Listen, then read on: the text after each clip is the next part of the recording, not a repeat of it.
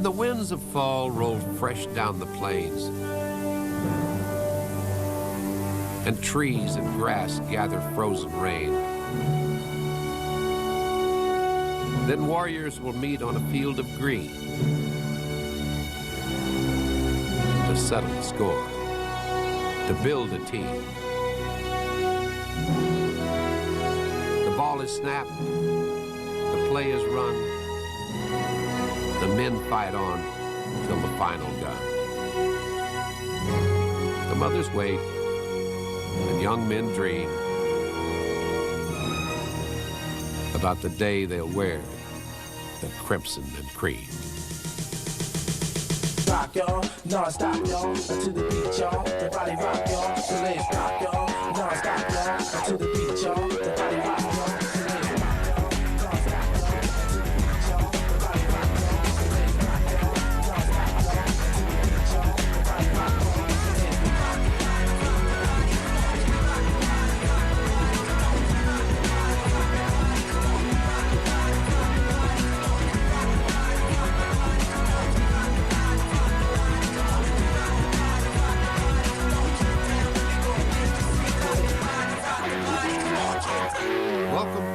Stadium and Owen Field. This is Oklahoma football.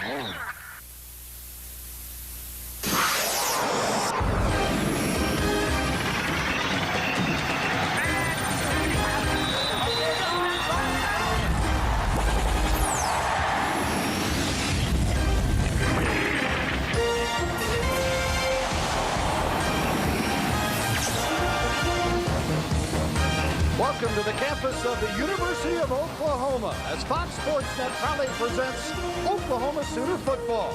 This evening, the Arkansas State Indians are in town to face the Oklahoma Sooners. Hi, everybody. I'm Bill Land along with Dean Blevins. Glad to have you with us again here this week in Norman. Well, Dean, the temperatures have cooled off, but the action might be a little bit hotter. This Arkansas State team can play.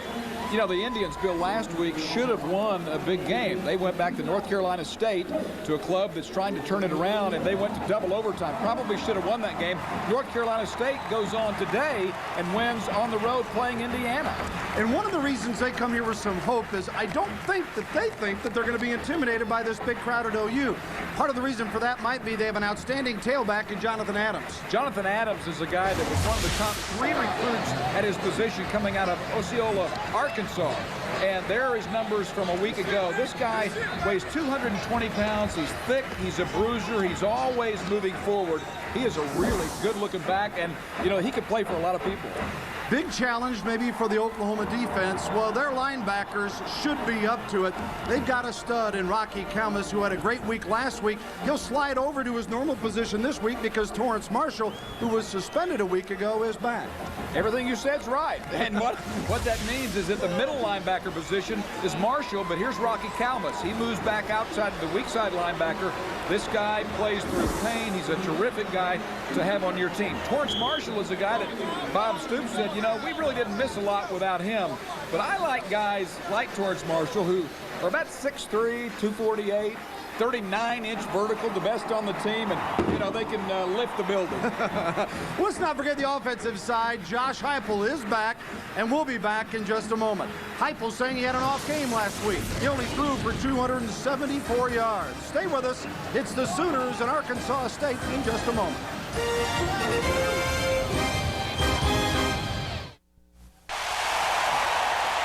A sellout crowd in Norman greets the hometown Sooners as Oklahoma, fresh off a season-opening win over UTEP, takes the field here in Norman. Head coach Bob Stoops, in his second year as the Sooners, will face Arkansas State. Bill Land and Dean Blevins from high atop Memorial Stadium down on Owen Field. Let's take it to the third man of the crew, Gary Reasons. Bill, quite a bit of a contrast from a week ago. It was 106 degrees here down here on the field at kickoff a week ago. A very pleasant 86 or so here tonight. I think the fans are going to enjoy this quite a bit more this evening. You know, about these two teams tonight, you talked about the defensive side of the ball for the University of Oklahoma. Well, don't worry, because Josh Heupel's going to throw it plenty tonight. Last week, they passed it around to 9 different receivers who caught balls for this team. Expect a lot of the fireworks to go on again this evening. I talked to Coach coaches before the ball game, and for University of Arkansas State, the coach told me that they were going to come here and they were going to play this not like a scrimmage, but they were coming here to win. So Joe Hollis knows his club has the potential because they played very well last week against North Carolina State. And Bob Stoops, hey, he said his team played well last week. They're going to build on this thing this week and try to be a lot better ball club overall. He wants to win this ball game, and he wants to celebrate the win, not only for that, but to celebrate his 40th birthday. Bill? Yeah, and he liked to make it a happy one. One thing about Coach Stoops, no matter how excited the fans are, and they are plenty, he has his feet firmly planted on this turf here, Dean. Always looking to get better. Yeah, he is. He's a man about business is what his middle name should be. But so far, so good with what Bob Stoops has done. And just look in the stands if you have any question about that. Nick Gato kicks it off to Oklahoma. And at the 10, the 20-yard line, and brought down. Forward progress will be stopped just shy of the 20. And Oklahoma will take it over there after the return that time by Jones. Rather by Savage. And Antoine Savage will join the huddle with Josh Heupel as he brings the Sooners out here. Oklahoma at 1-0, ranked number 20, actually dropped a notch after the victory over UTEP. And Heupel, 274 yards passing last week. Had 10 drops from his receivers, though, so look for him to do even better this week. There's a look at last season. The offensive line, Bubba Burcham got a game ball for his performance last week and engaged on Tuesday. And 1st and 10, the incompletion as OU tries to hit Griffin. The backs and receivers, besides Griffin, Latrell, Savage, the leading receiver last week with 5 grabs for 87 yards. As Heupel will bring him back up here for 2nd and 10. And then we'll set you up with a look at the Arkansas State defensive group. At the 20, the Sooners, 2nd down.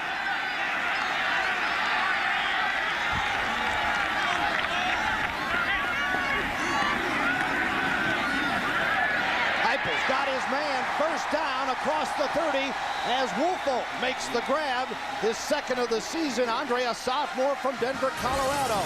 Here's the defensive front for Arkansas State. A 3-4 with Miller and Kellum, the senior anchors, on the ends for the Indians. The linebackers, led by the team captain, Segun Azabeda. He is an outstanding talent. And in the secondary, look for Headley to possibly not see as much action tonight. He's got a shoulder problem. Bowens is a two-way performer for this club, as is Woolfolk, who made that catch for OU.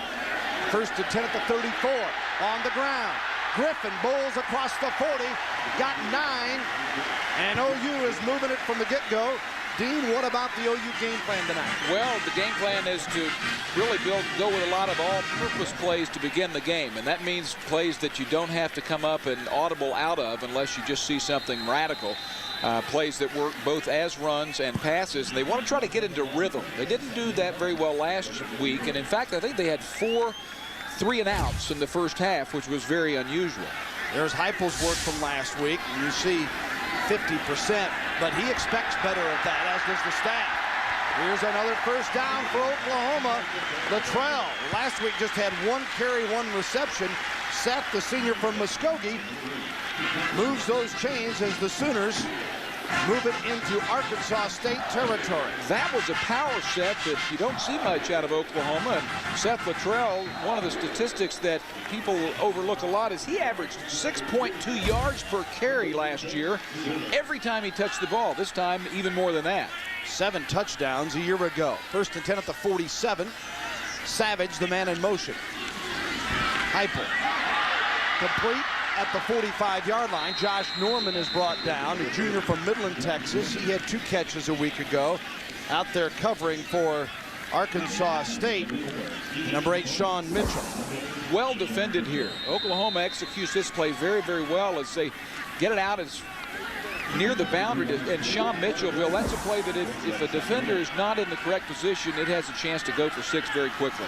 Mitchell, 9 tackles last week. Arkansas State was riddled, though, by the NC State passing game, giving up 397 yards. Heupel sets up out of the shotgun here, 2nd and 8. This is an audible. He sees something he wants downfield.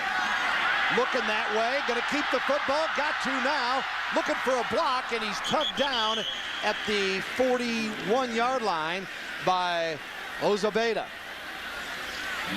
Heupel is more agile this year. He's lost some weight, his feet are quicker, and he's going to be a better runner. I don't know, you know, the best thing about Josh Heupel would be the decisions that he makes. On that one, I don't know that Josh Heupel made the correct decision. You watch him buy time only because the secondary does a great job of keeping Oklahoma under wraps. He has 2 receivers he could go to, and Josh keeps it short of the first down, and more importantly, he exposes himself to potential injury. Oklahoma can't afford that. 3rd and 4, the 41. There's the first down to Savage as he dives to the 30-yard line. Antoine Savage, a sophomore from Albany, Georgia, 6'1", 190, had 31 grabs last year. And Russell Seaton brought him down, a senior from Memphis, an inside backer. Watch number 6, Savage, on this play. Watch him. We're going to stop it after he catches the ball on a 3rd and 6. Right there, he's got another yard to go for the first down. Many players would do this. Watch him go north and south. He gets upfield, gets the first down. Smart football play. Got to know your directions. He does. 1st and 10 at the 31. Up the middle, Griffin stumbling and slips a ball the 23-yard line.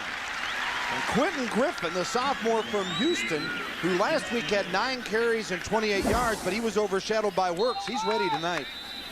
Well, we mentioned the 6.2 by Luttrell last year, 6'5" by Quentin Griffin. Bill, his thighs are enormous. Great leg strength there, even though he stumbled. 2nd and 1, Griffin not going to get it. Good pursuit that time by the ASU defense, led by Joe Jones. We talked about what Mark Mangino was hoping to get accomplished offensively here early in this game. The other thing he's wanting to do is establish a running presence. Last week, Ronaldo Works came off the bench and had just a terrific game as a true freshman. But he had to work for it, and overall, I think they were displeased with their running. 3rd and 1 at the 22. Sooners' first possession. Heupel keeps it. All he was thinking was first down, almost went for a TD. Let's go down to Gary Reasons. Gary? Well, Bill, you talked about Mark Mangino, the offense coordinator here at the University of Oklahoma. This week he made a comment that he felt like this defense they were facing this week, the ASU defense, was a lot faster than what the UTEP team brought here a week ago. He said that type of a defense with more speed could pose more problems for the Sooner offense, but so far it looks like he's got a pretty good game plan to go against a 3-4 defense. Bill? Arkansas State last week giving up 539 yards, but that is a bit misleading because they have some athletes. Heupel trying to get away from one on a 1st and 10 at the 20, and a little bit underthrown and got rid of it. Protection, not what Oklahoma needed at that time on that play. And Heupel, instead of being able to get around the corner and square his shoulders up and be a run to pass or throw, most likely to throw, ended up having to run backwards on that play, and it's never an easy throw running backwards. Intended for Ronaldo Works, last week's rushing star. 2nd and 10 at the 20 for the Sooners. Luttrell, the lone back with Heupel. Josh, great protection, now moves out. Finds a man, complete at the 10, and bumped at the 6-yard line. It'll be 1st and goal, Oklahoma. Seaton made the tackle.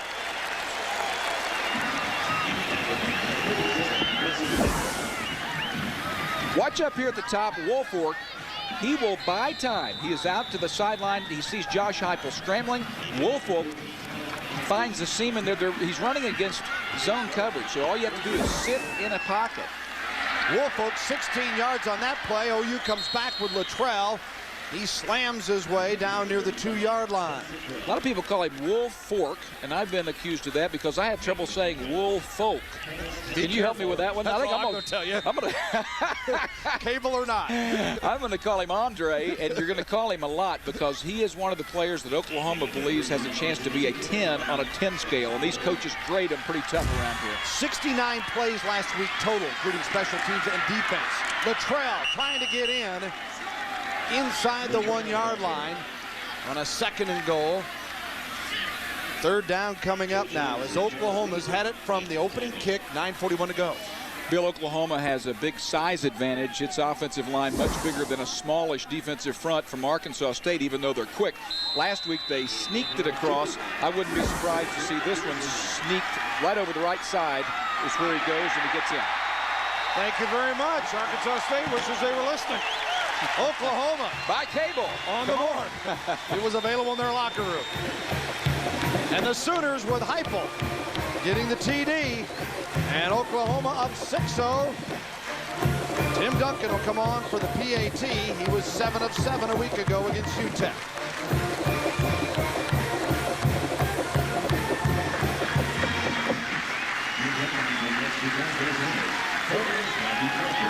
Fletcher the holder. Duncan's kick. He stays perfect on the year. 9:25 left in the first. Oklahoma. Pretty good looking drive. Heupel takes it in. 7-0.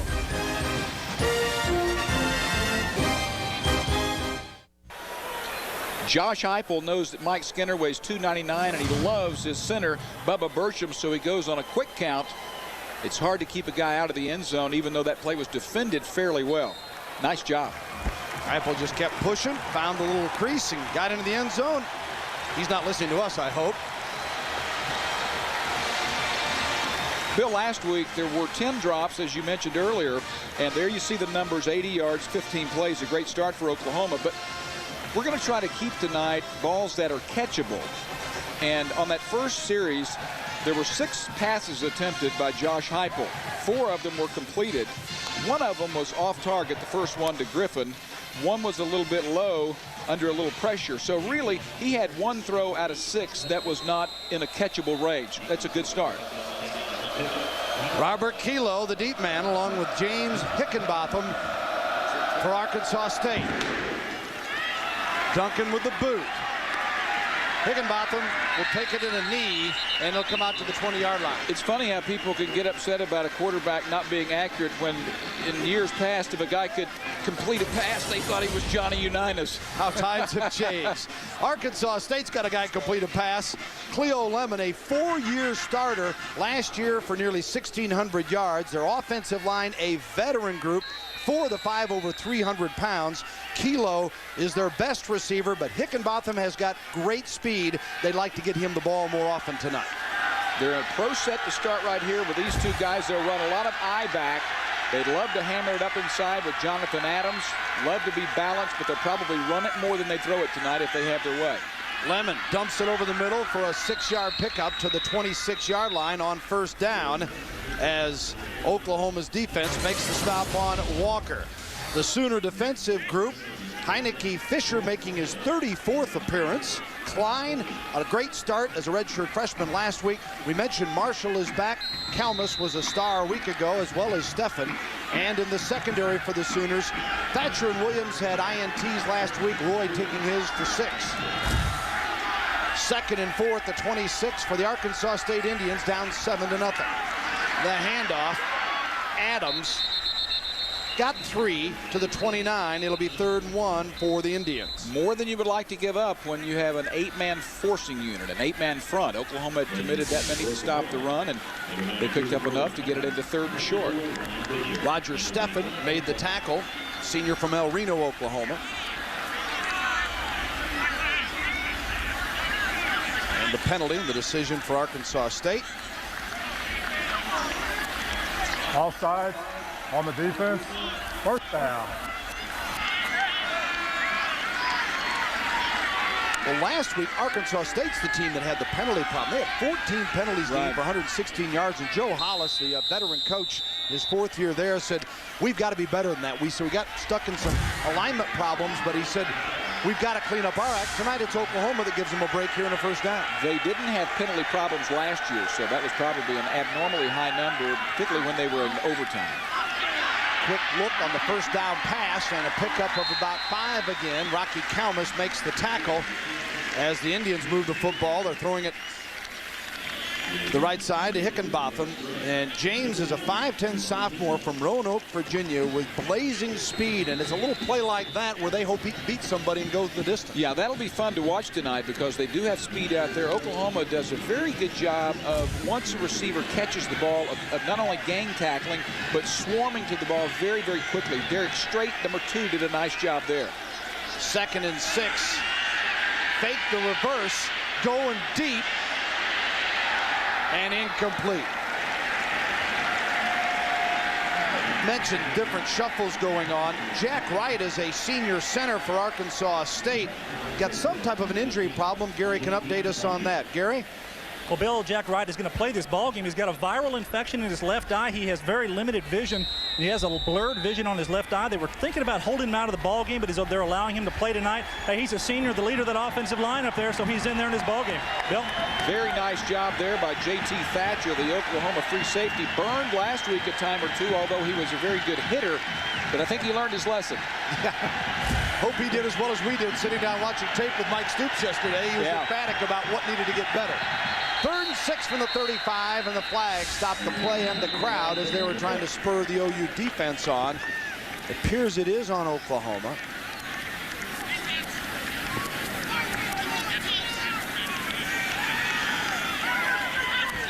Dead ball.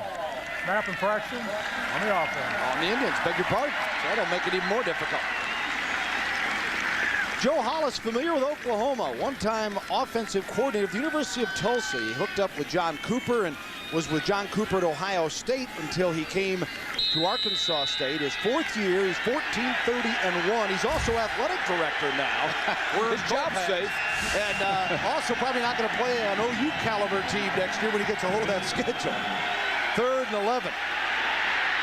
The dump is complete, but going nowhere. Good pursuit by Oklahoma. Torrance Marshall stayed right with that play, and Oklahoma will get it back as they'll have to kick it away. Well, what that is a great job of anticipation by Brent Venables and/or Mike Stoops calling defensive sets. They got the pressure on the quarterback, and then they had a terrific play one-on-one by Torrance Marshall. Defense wins that one. Look at this formation. Very unusual set here for Arkansas State. Andy Shatley is the punter. He's also the backup quarterback. Keep that in mind later. Certainly not likely to be faking in this situation, but he can throw it too. 4th and 13 from the 28. Thatcher, the deep man, and the bounce goes out of bounds near the 25-yard line. And the Sooners will take over there with a 7-0 lead. And stay with us on Fox Sports Net.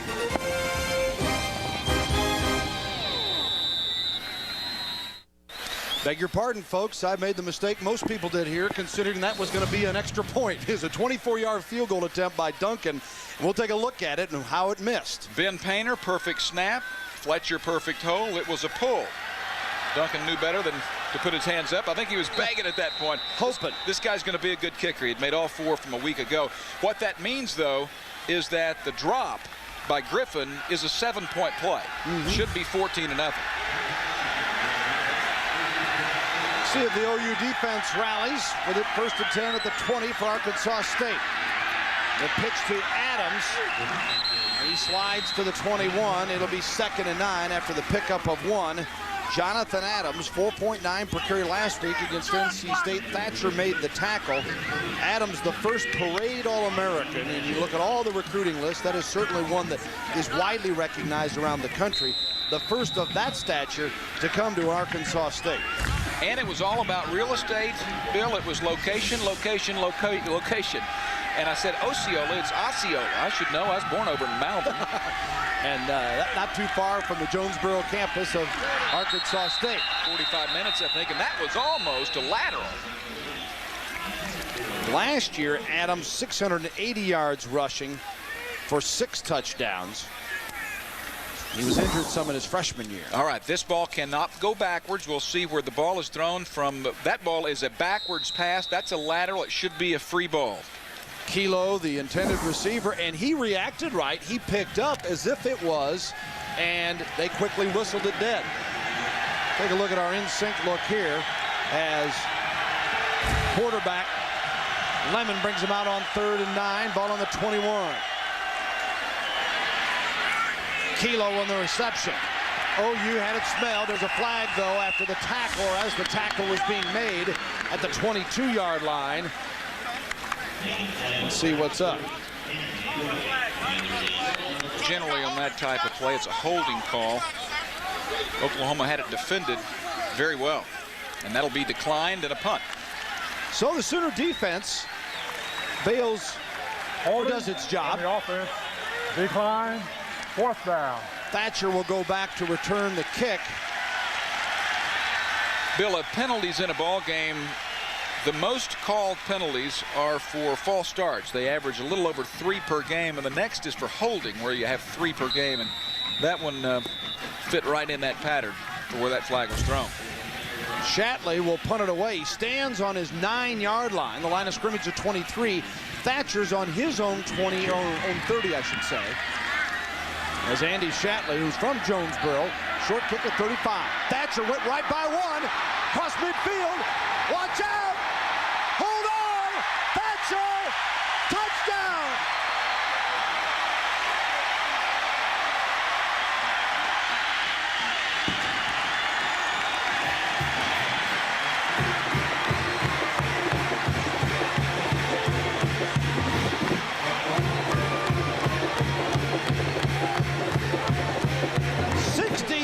Yards on the return. The team responds after Bob Stoops saying that the special teams needed more discipline, they needed more hustle.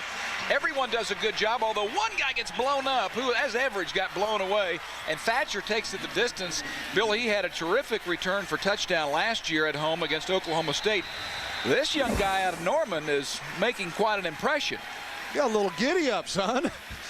And now for the extra point, Duncan. All right, that's what I meant to do on the field goal attempt. This one is good, and it is 13, now 14-0 Oklahoma.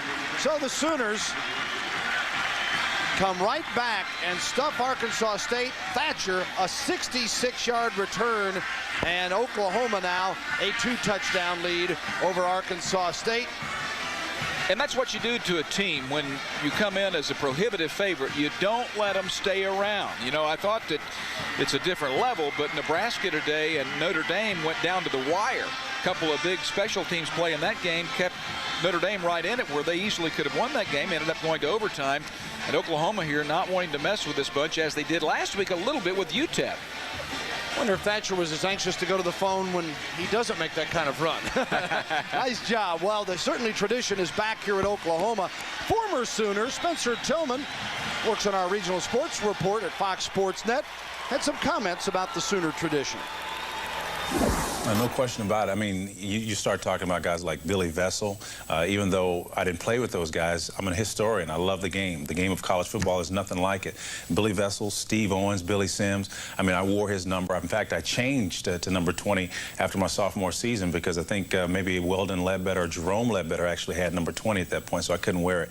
But no question, the tradition impacts you big time, and I think that's why I'm so excited now to see us get back into that tradition of winning again, because, you know, you get 2 or 3 or 4 or 5 years, a gap where you don't have that excellence. These young kids, they forget very, very quickly. So I'm jacked about what they're doing now. As he is jacked about what they're doing, Arkansas State's Higginbotham, pretty good return of his own right, not matching Thatcher, but Arkansas State will at least have good field position for this possession, down 14-0. Spencer Tillman, one of the classier guys to ever come through these parts, and oh yes, he could play a little. Yeah. And he's doing all right these days too. He's a very good man. Sellout crowd. Speaking of tradition, that used to just be the given, and it has become that once again here at Oklahoma. Biggest crowd in 12 years last week of 74,761, and they've been treated to a pretty good show so far here. First and 10 at the 37. And Lemon hands it off. Adams found a nice hole across the 40 to the 42-yard line for the Indians. This offensive line at Arkansas State is very big. Bill, you mentioned that four returning starters are in there tonight, and it's a bunch that goes 307, 325, 308, 309, and then some of the backups, 341, 320, 322, 300. It's unbelievable. Training table must not be bad at Jonesboro. Second down and 4 from the 43. And again, Adams very close to first down. Late flag as Roy Williams made the stop in the secondary.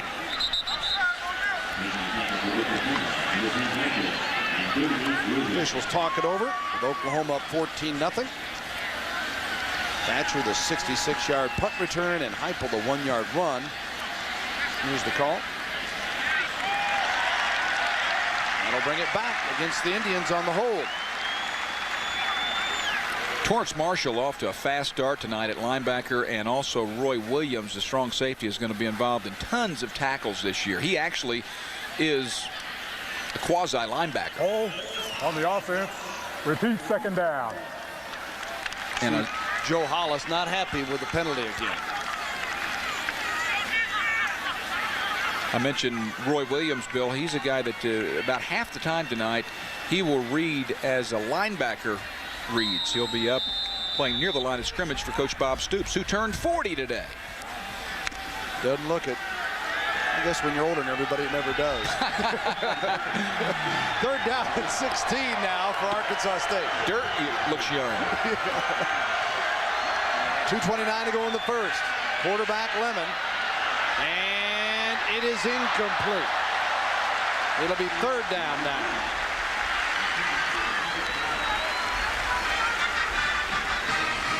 Straight was covering. He's wearing your old uniform number. Did you allow that? Spencer was talking about numbers. I couldn't catch up with him if he was wanting me to catch him and take it off of him. Straight, terrific play. And then over the top, we talked about Roy Williams. Here he is, strong safety. Oklahoma in very good position for the second consecutive time on deep balls. But not only Roy Williams, but number 2, Derek Strait. Really, his technique was very good on that play, and he is generally a very good technician. Last week, OU allowed 342 yards of offense in the UTEP game. Third and 16, the ball at the 31 of the Indians. Out of the shotgun this time for Cleo Lemon. Plenty of time. Now he's chased a bit. Dumps it off to Walker. Walker knocked out of bounds at the 40, maybe the 41-yard line. It'll be a punting situation as Corey Heineke and Marshall combined to make the stop on the play for Oklahoma. Heineke, the junior from Edmond, he had a big week last week. Had a good time here watching 62 at the top of your screen. Corey Callens will drop back into a zone blitz. There he is. He says, no, I can't stay back there. I can't be patient enough. I'm going to go tackle you. And when he did, Lemon was able to drop it off, but the pursuit of Oklahoma kept that one in check. 4th and 6 from the 41, and Oklahoma to take the punt from Shatley again. It is Thatcher. You know he's bringing it. And watch out, 30. Thatcher still going and stumbles across the 40-yard line. A terrific return. A flag is thrown. Looked like he was going to get 4 or 5 out of that. A little bit shaken up as he heads to the sideline now. Thatcher, in fact, more than shaken up. And it's going to be a foul, personal foul, I believe, on Arkansas State. I think that was a late hit, but more importantly for Oklahoma, J.T. Thatcher needs to get up. He's a player, Bill, that has beefed up to 218 pounds. And I like this because he goes north and south. You've got to make the first guy miss you. The rest of the guys get in good position, either screen their men or knock them down. And Oklahoma dominant in every phase of the game, including special teams. And the late hit that time for Arkansas State. And Oklahoma is going to be in excellent position. Hopefully Thatcher's all right. Chris Hogan, number 46, a freshman linebacker for Arkansas State. Well, you saw him come in there, a late hit. And the Sooners will get it 1st and 10 on the 42 of ASU.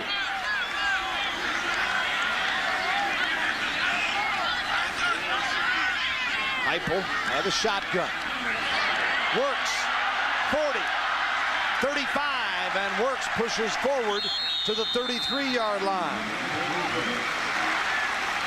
That play works, Bill, because it's effectively a run. Right now you have 4 guys here that are going to rush the passer, 7 drop off into coverage, but this is effectively a run because you get it out to Works where a run would have been, and he's taken off down the field, so that play worked beautifully against that defense. And Works with a couple of receptions tonight. Last week it was the running game. Tonight he's getting it through the air. Here's a run for Ronaldo. And he slips his way for a first down to the 30-yard line before Ojabeda made the tackle for Arkansas State.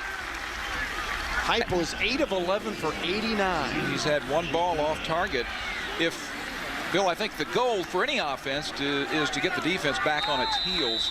I think Oklahoma at this point has the Indians back on their booty.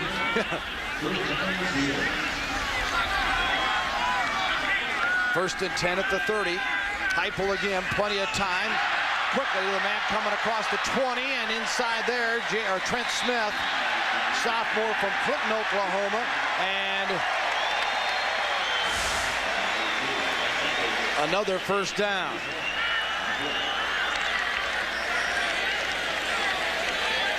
Well, Bill, defensively for ASU, Leon Burnett, their defensive coordinator, has chosen to go pretty vanilla here on defense. You can see they're only rushing 4, sometimes 3, actually dropping a defensive lineman back into coverage. They're really allowing offense for the Oklahoma to get started very easily. As you can see here, Josh Heupel's having his way in the passing game, the running game. The lanes are open very much. I think that ASU needs to be a little more pressure-oriented on defense to have a chance to stop this OU offense. Good shot there at Burnett, who, of course, used to be at Purdue. And Joe Hollis happy he's got his whole staff intact for the first year. At Arkansas State, many times, you're going to lose guys from year to year. Thinks he's finally got some stability in his staff. First time in 6 years they've had the same defensive coordinator for 2 years in a row. Let's see what they call here with Oklahoma having a first and goal after that penalty from the 8-yard line. Works, breaks the tackle, and dives across the 5. That was the kind of effort we saw a week ago in his highlight, 4-yard touchdown run where he carried 4 across the goal line with him. Jones stops him here. And Works getting compliments from the coaching staff before the game last week. Came in early, wanted to check his responsibilities in certain plays and just doing everything he could to be prepared for his debut at OU. And that will to prepare showed up in his performance. Second and goal from the 6. Flags everywhere. Snap.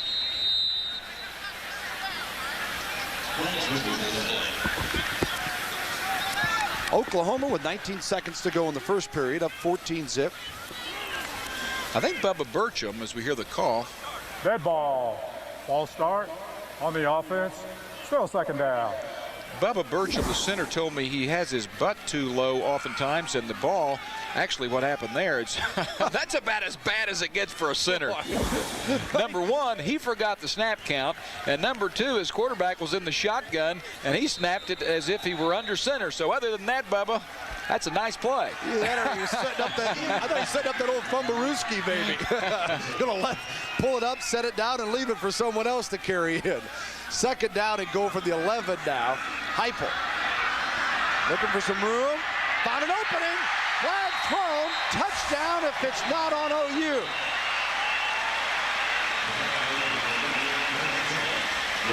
I believe it is. Arkansas State signaling that. Let's find out if they're just wishful.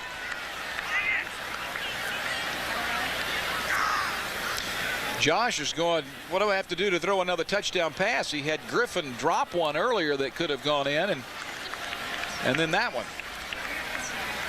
And Heupel setting records every time out. The one he could set tonight, he's just 3 shy of career touchdown passes. The mark is 35, held by a coaching staff member, Cale Gundy, who had a great career here in the early 90s, and now receivers, or running backs Yeah, coach. Running backs coach. And Steve Spurrier Jr., as you know, you've talked to Steve a lot. He's the wide receiver coach, doing a great job. Pass interference on the offense. Repeat second down. Let's see if we can see what happens on the offensive pass interference. Keep an eye right there. No, couldn't have been him. Shouldn't have been him. Well, was not Smith. He bumped a little bit against Reed. Tyshawn Reed, but no call on that. Whatever, it gives Oklahoma, though, second and goal now from the 26-yard line. Well, they got more room to operate if you want to look at the positive. How about stretching people when you get down to that red zone? Heupel again got all day and got a man. Complete? No! Could not hang on. Again, Trent Smith.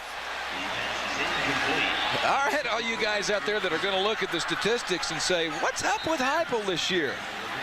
Keep an eye on this. We're going to throw some stats at you as Josh Heupel finds big Trent Smith on a flag route, a corner route, and he will catch that pass 99 times out of 100. But not this time. Bowen's covering on the play that time, and Oklahoma ends the first period up 14-0, but frustrated that they didn't get one right there. Stay with us. We'll be back with more on Fox Sports Net. Bob Stoops led the Sooners to their first winning season in 5 years in his first year at OU last year. We had a chance to ask him what's changed from this year compared to last year. We'll give that to you in just a moment.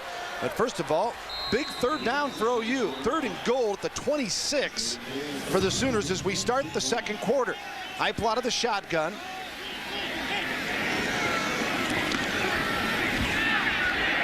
Got his man at the 10. Into the end zone. Touchdown, Oklahoma. Mackey. Damian Mackey.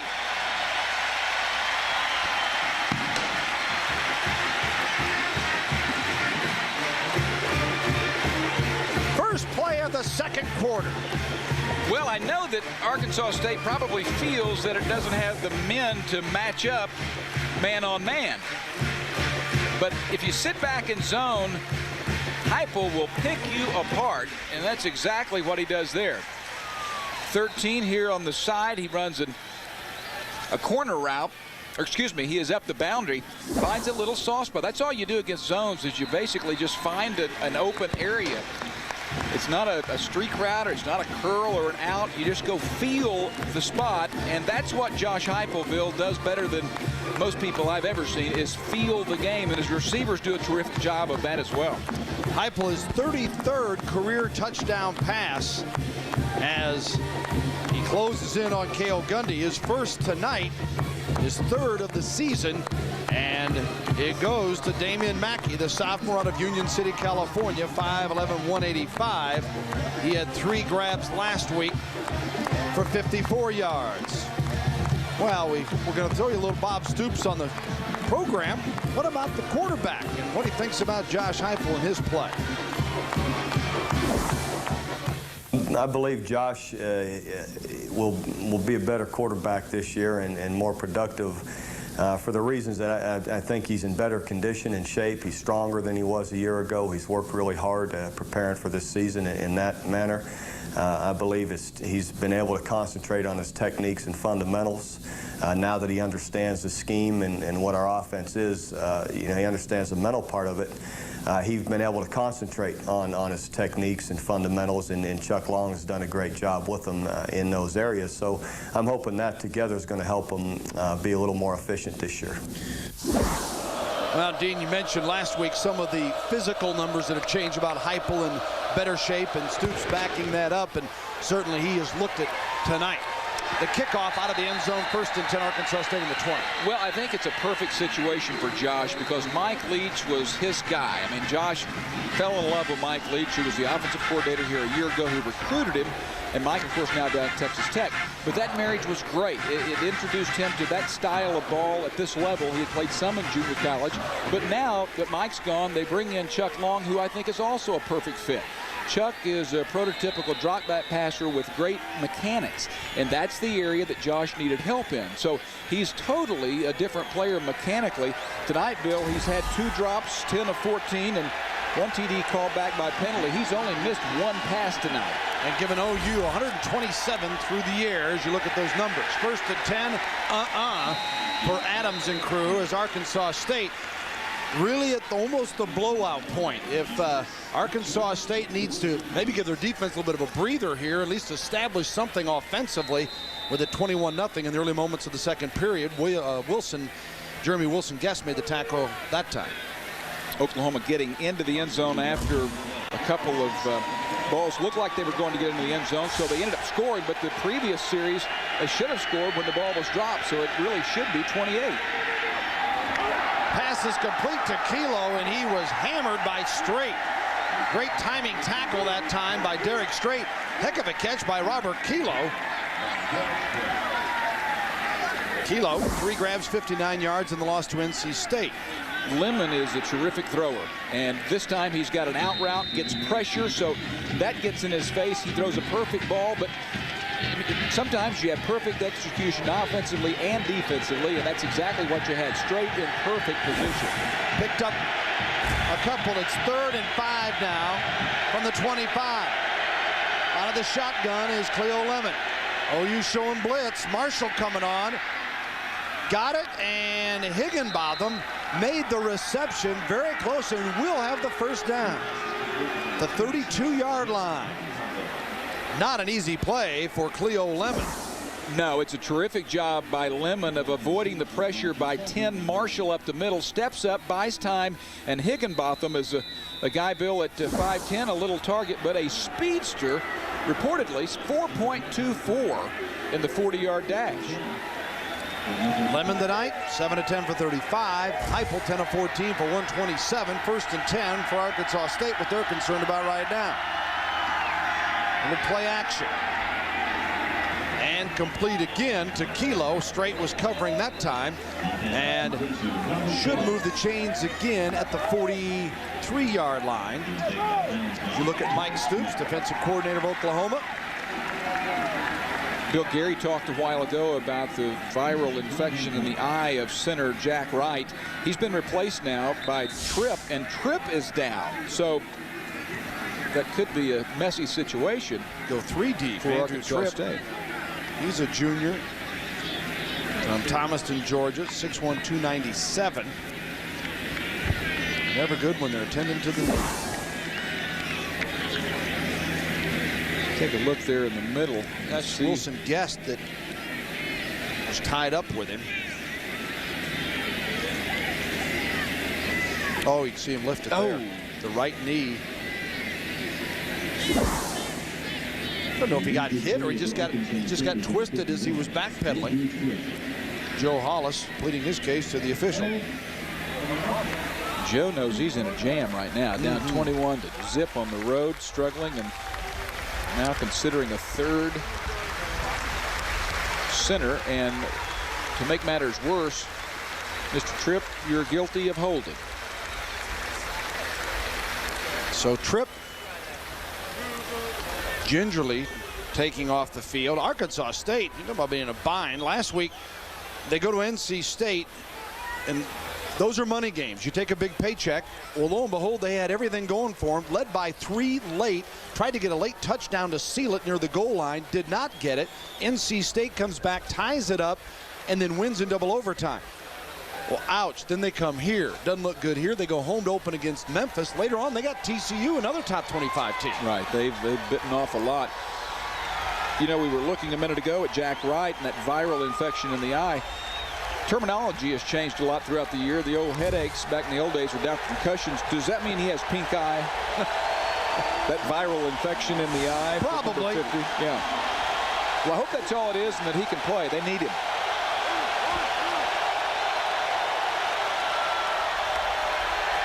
Lemon in trouble again and hit near the line of scrimmage.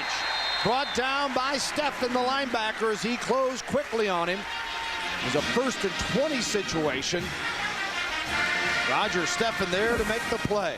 Sooners out-manning Arkansas State all over the place. They put pressure play after play. Torrance Marshall forces Lemon up inside, and Straight closes quickly. And that's the thing that they're doing so impressively tonight, Bill, is they're flushing the quarterback out, or when they're not and it's another player that they're pursuing, they're getting there really quickly. Might have noticed number 50, Jack Wright, back in and the center right now for the Indians. 2nd down.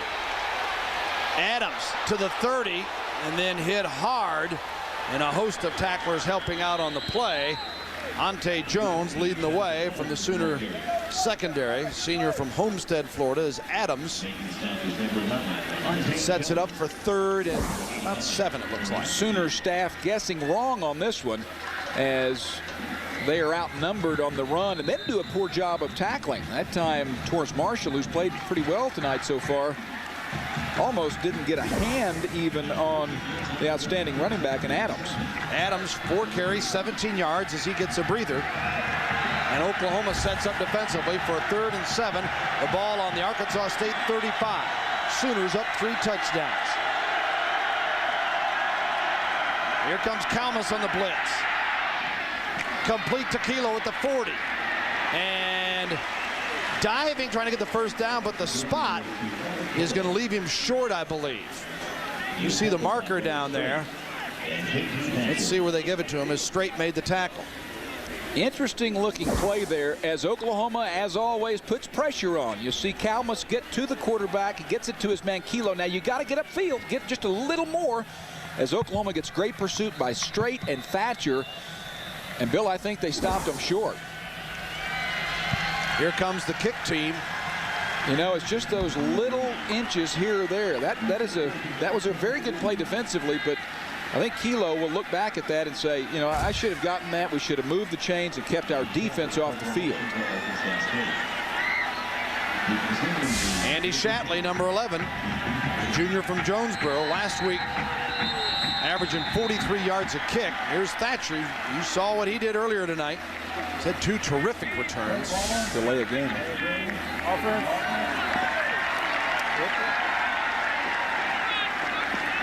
Well, the Indians are coming off of a game that they played well but didn't get the victory. They're getting tired of the moral victories, and they are not responding very well tonight. I know that Coach Hollis had expected them to have a little bit more energy. 4-7 a year ago for Joe Hollis's club. Looking at 0-2 here tonight if they don't get it turned around quickly. Shatley. Thatcher from the 20. Set up nicely. Needs to break one here and does. 40.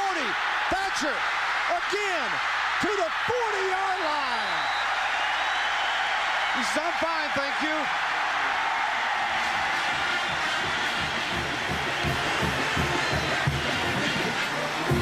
Thatcher sets Oklahoma up in great position again with a 40-yard return.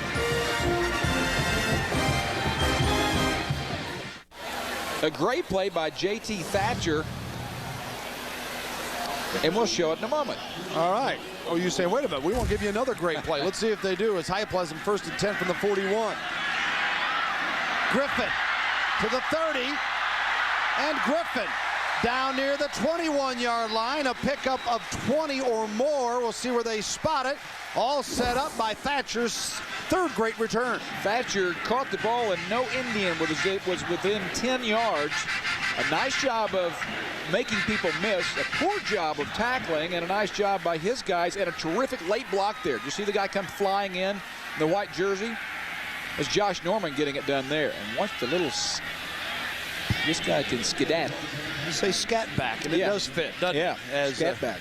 Quentin Griffin takes it 20. So a 40-yard punt return, 20-yard pass run play, and Arkansas State with players hobbling off left and right. That was a look at the Conqueror is what his name means in Somalian. It's much easier than Ajabeda. And Oklahoma 1st and 10 again. Griffin stopped there for nothing. Loss on the play as Bradley made the tackle. John Bradley. Well, that was a bust, it appeared to me, by Jamar Mosee, the fullback replacing Seth Luttrell. And you don't think Seth Luttrell's valuable. Look at 2nd and 14. Yeah.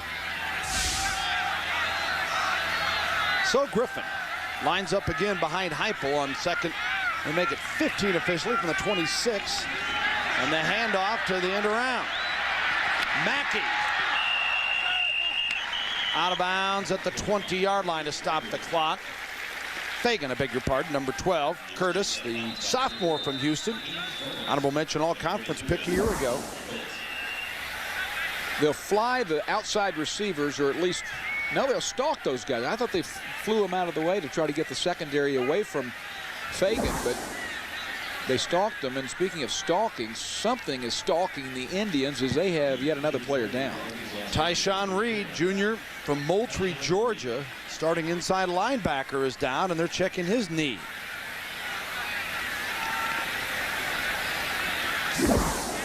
Watch 34 in the white here, and the block on him by OU.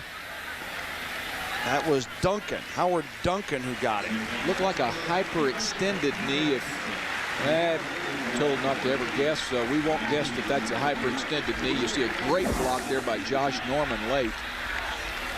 Well, Arkansas State, Joe Hollis told us he planned on playing a lot of people tonight.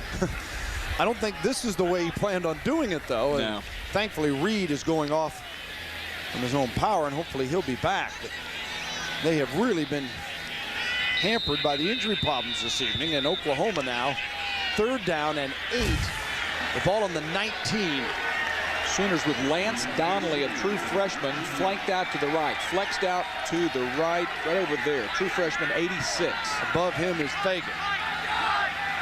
Luttrell slides over to the other side of Heupel now, and Donnelly slips in tight. Heupel all day. Touchdown, Oklahoma! Woolfolk!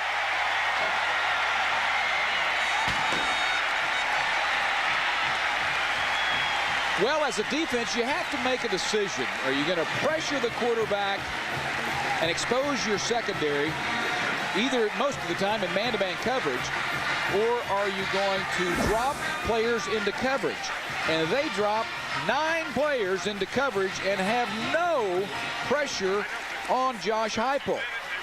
And even with 9 back there, they couldn't keep the touchdown from being completed. And the point after attempt by Duncan is good, and Oklahoma, with 8:29 to go before the break, is up 28-0, and they are having fun here at OU. 28-0 Oklahoma. This last play, just incredible how open Woolfolk is and how much time Heupel had, Dean. Well, you have defensive linemen backing off into coverage. Watch these guys right in here. They are backing up, absolutely zero pressure. That's Rucker. And then for the 3rd reception of the night, Josh Heupel finds his man, Woolfolk. I don't know that I've ever seen that. It does look, we were talking during the break, it looks like touch football or flag football where you're in a 4th and long and no one's putting any pressure on you. Josh is going, Coach, is this right? Or you're playing a game where no one's allowed to rush and you've got to throw the ball within 8 seconds. Well, you know, the rule we used to have, at least in our neighborhood, it'd be you count to 3 before you could go in. Yeah. I think that was you count to 10 before you go in. Bubba Burcham, the center, you got to see him. He was looking around like, I know I'm missing somebody. There's nobody here. You can't call it a zone blitz. You know, a zone blitz is when the defensive linemen drop back into a drop area, into 6-8 yards deep. But there was no one rushing, so we couldn't call it that. No blitz. We'll be able to complicate things. It looks like a mash unit over here for the ASU sideline. We've got 3 players with knee injuries. Let's start on the offensive line. Andrew Tripp, the center. We saw him hobble off the field with help. He's got ice on his knee, questionable whether he's going to return. And then both starting linebackers, you got inside linebacker Tyshawn Reed. He has ice on his knee as well, probably may not return. But Segun Ajibeta is walking around on the sideline. He refused to put the ice on. Maybe we'll see him back in the ballgame for ASU. Bill? And they face a 28-0 deficit. Thank you, Gary, as they start 1st and 10 from their 20. Flags are everywhere again. 8:21 to go in the 2nd quarter. Oklahoma with Heupel 2 touchdown passes, a touchdown run, and Thatcher a 66-yard punt return for a score. It's been quite a show for the Sooners so far tonight. Dead ball. Ball start on the offense. That penalty was on number 74, Gary Johnson, a 309-pounder, and this is a guy that Joe Hollis, who had some good players at both Ohio State and then down at Georgia, he compares this guy favorably to Corey Stringer at Ohio State. Now, Corey Stringer could play, and he still can. Great feet on this guy, but unfortunately they were happy feet that time. Yeah, he's thrown out the name of Orlando Pace, that type of player. Those are big names, not just big people. Now the 1st and 15, and still nothing better for Arkansas State as Adams is stopped on the play. Stephan very active. You got a good look there at number 9. He changed the number this year, and I think we mentioned last week that here's a guy that is a 4.58 runner that last year a lot of people thought that, well, is he a liability? I mean, he's a walk-on player. Well, now he leads by example. He's in terrific condition, and the coaches consider him the glue to that defense. Arkansas State just 59 yards of offense, only 18 on the ground. 2nd and 14. Complete at the 22, and Kilo showing great effort, but he got rocked hard, not once, but twice. Thompson, I think, initially. Up here on an island, you have Thompson one-on-one, and this guy, Bill, I think has a chance to be a very nice player. He's 6'1", 188. He runs better than 4'5". He's obviously a good tackler, a redshirt freshman, sat out last year, but he's a workhorse type, and I like this guy both. He has great character, but he also can play football. Out of Bristow, Oklahoma, Brandon Everidge, who was suspended for last week's game, he was number 7 who came in to finish off Kilo. 3rd and 9. There's a first down as it's complete across the middle, out to the 45-yard line. Mark Hamilton, a junior from Valencia, California, gets his first grab of the night. Ante Jones made the tackle, but Arkansas State's defense is probably applauding this. They get off a little breather here. Well, it's the first time that Arkansas State was able to beat the pressure, and a step behind was Ante Jones, but nice execution for Arkansas State. Hamilton from College of the Canyons, junior college in California, where he had 19 touchdowns in his 2 years there and 102 receptions. 1st and 10 from the 47. And stopped around the 49-yard line, the swarming OU defense. Lemon's getting some rhythm here finally, and he has been stymied. His defense hasn't helped him out a bit. But this is the guy we talked about, Joe Hollis, complimenting a couple of the other players. He says that Lemon, the quarterback, watch here on this little screen, he says he's got the best combination of arm and reading defenses that I've had. Danny Smith, the receiver there. Saw the eyes of Marshall. Marshall, great job of reading that screen and tackling. He is one of the best tacklers the Sooners have. Now Oklahoma pursuing on the sideline with flags littering the field, carrying the football. Hickenbotham. That'll be a clip. Derek Strait taking care of business. This one is bogged down with some penalties here tonight. We mentioned the problem for Arkansas State last week. They had 14. Oklahoma had 9 penalties last week for 70 yards. And this is the 11th penalty tonight. Illegal formation on the offense. 5-yard penalty. That is the 8th penalty on Arkansas State for 66 yards. OU with 3 for 25.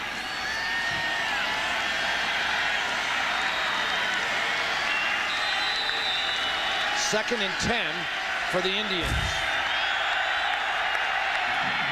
Sellout crowd, getting anxious, want some action. Ball on the 47 of the Indians. Again, Hamilton, and he is smothered at the 47-yard line of Oklahoma. Mark Hamilton paid for that second reception as Brandon Everidge made the tackle, redshirt freshman from Granger, Texas. I think the Indians have decided that they aren't going to have success holding the ball very long in the pocket. They aren't going to have success on many timing routes, or at least your deeper routes. So they've elected to go underneath, and they are a good screen team. The Oklahoma staff had complimented them after some film review. 333 yards of total offense last week. 206 less than their opponent, NC State, but they got a little rhythm here. 3rd and 4 on the 47. Walker in motion. Lemon, the look into Kilo, and nearly broke a big one. Got the first down as he was ankle grabbed at the 35 and brought down at the 33 by Michael Thompson. You can see the interest and the excitement that Kilo brings to the game. Yeah, here it is. He's got a slant route going, and Michael Thompson, he's a step behind him. The receiver knows at that point when he breaks inside, if the defender is not on top, he knows he has that route, and so does the quarterback, so they do a nice job of taking what the defense gave him. All conference in the Big West last year, 57 grabs, 783 yards, and 5 scores. 1st and 10 at the 32 for Arkansas State, down 28-zip. Smith breaks it off, 25-20, should score, and does. Touchdown, Arkansas State on a 32-yard run. Thatcher and Strait were chasing on the play, but Danny Smith, a junior from Cleveland, Mississippi. And that quiets this Oklahoma crowd. Well, Oklahoma caves in up top. You see Stephen get caught, the linebacker playing on top, and no safety help behind as Thatcher gets caught inside as well. Impressive drive for the Indians. And they try to make it 28-7 as Nick Gato for the point after, and it is good. So the Indians are on the board, 28-7 Oklahoma, middle of the second.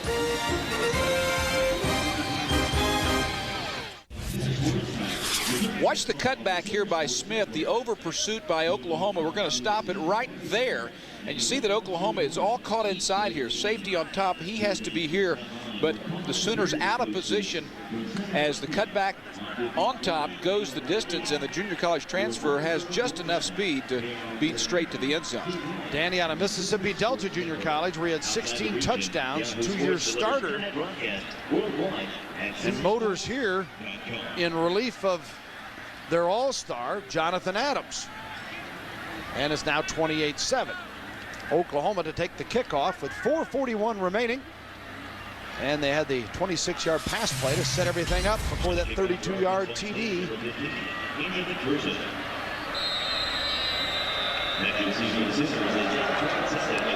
Oklahoma with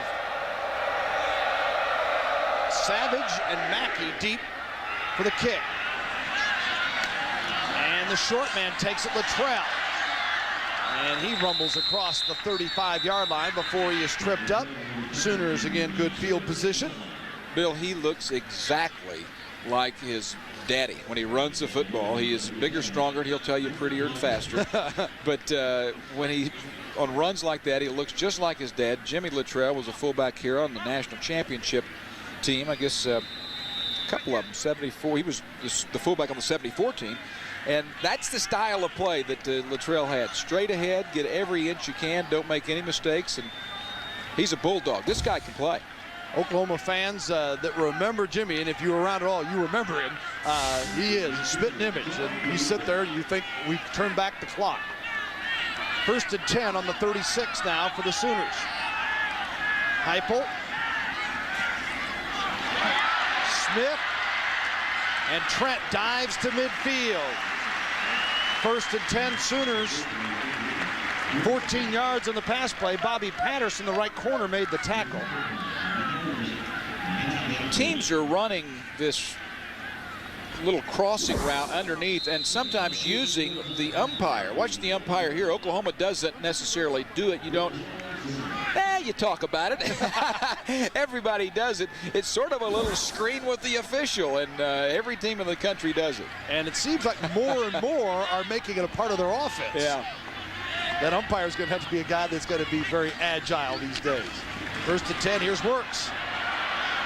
And Works goes in Arkansas State territory. They're going to mark it to 42, it appears, as Macy Davis, sophomore from Camden, Arkansas, made the tackle. Watch leading out front, number 3, Josh Norman, once again. I mean, Josh Norman has had a heck of a night blocking. He won't show up statistically thus far in the game, but this big guy is doing his part. 2nd and 1 at the 41 after the 9-yard pickup for Works. Works now, 4 carries, 15 yards. Luttrell slips to the other side of Heupel. Josh going to keep the football. Saw a little opening. Things were covered well. Got the 1st down, and that's what was needed. And there again, you see some of the smarts of Josh Heupel, knowing he only needed a yard, Dean. Yeah, he knew he only needed a yard, got that, didn't get hurt. Offensive line doing a great job of communication before that ball snapped. They know that they have everyone accounted for, and that's what Josh Heupel knows. So he knows, you know, Bill, he'll be at the line of scrimmage, and he'll know that, hey, I don't have enough men to block them this play. I've got to either escape or I've got to hit my hot receiver. That time he knew he had men that would be able to take all the oncoming rush. 1st and 10 from the 38. Norman, 35, 30. Norman trying to stay in bounds. And he stepped out. Still, heck of a play as Josh Norman cuts right across the middle of the field. And Keyshawn Cotton, junior secondary safety, made the stop. Arkansas State is baffled by the crossing routes, the little stuff underneath. Sooners with superior speed, but you can't give that big a cushion. And he barely stepped out.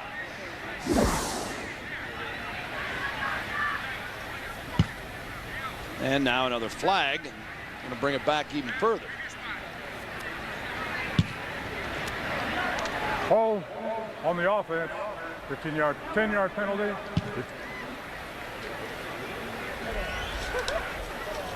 So the 10-yard penalty, there's just a couple of those in the books, and it's 1st and 10. The ball now, well, let's see where they mark it. It looks like the 48-yard line of Arkansas State, and it'll be 1st and 24.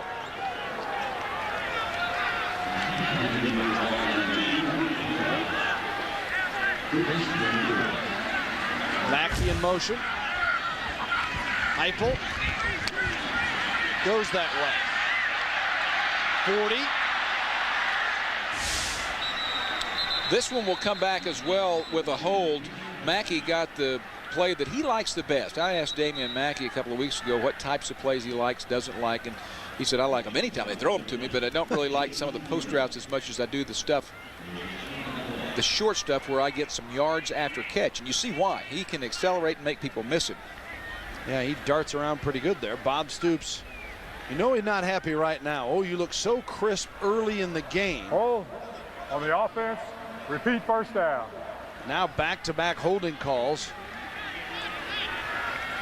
And you see the totals tonight, 13 penalties in the game. Oklahoma with its 5th. That call goes against Antoine Savage on the outside. It's a fine line these days between holding and it being a legal block.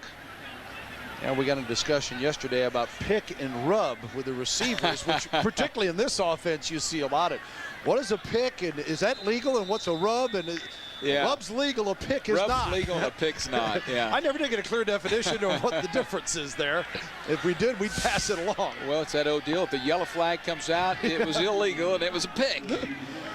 Now, 1st and 30 for the OU 42. Heupel, little bit of pressure, finds a man though at the 40. And Savage making the grab there. That'll cut it in half, I think.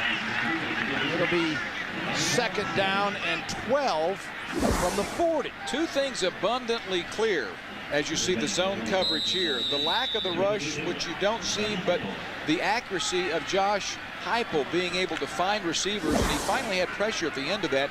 Josh Heupel is having a sensational night. Heupel, 2 touchdown passes and has scored one as well. For the night, he's 13 of 17, 180 yards. Going again. This one is picked off, and Arkansas State will get the football back, as coming up with it for ASU is Bowens, their two-way performer, Heinous Bowens, and he's a senior from Houston out of Clear Lake High School. Well, as soon as I say a sensational night is being enjoyed by Josh Heupel, he forces one into coverage. Bowens is in great position there, and he's the best cover guy. He sits back in zone and goes up on that one that was not a well-thrown ball. That was a force. I guess Josh is saying everything else I've thrown has worked. First turnover for the Sooners this evening. Bowens, an honorable mention, all-conference pick last year. He had a couple of interceptions and broke up 10. You'll see him used on offense a little bit as well. 1st and 10 at the 22 for the Indians. Lemon, pump fake. And the closest man to that ball was Oklahoma's Derek Strait. The 2 covering number 2, Kilo. Derek Strait out here on top, right there in the corner. Keep an eye on him because it's a stop-and-go route. He has his man deep. He gets caught up looking at the ball too soon. If he just stays with his man and anticipates when that ball comes by not looking back or peeking at the quarterback, Bill, he's able to be deeper and intercept that football. Yeah, he had a clear shot at it. 2nd and 10, the ball on the 22 now. 2:16 to go before the half.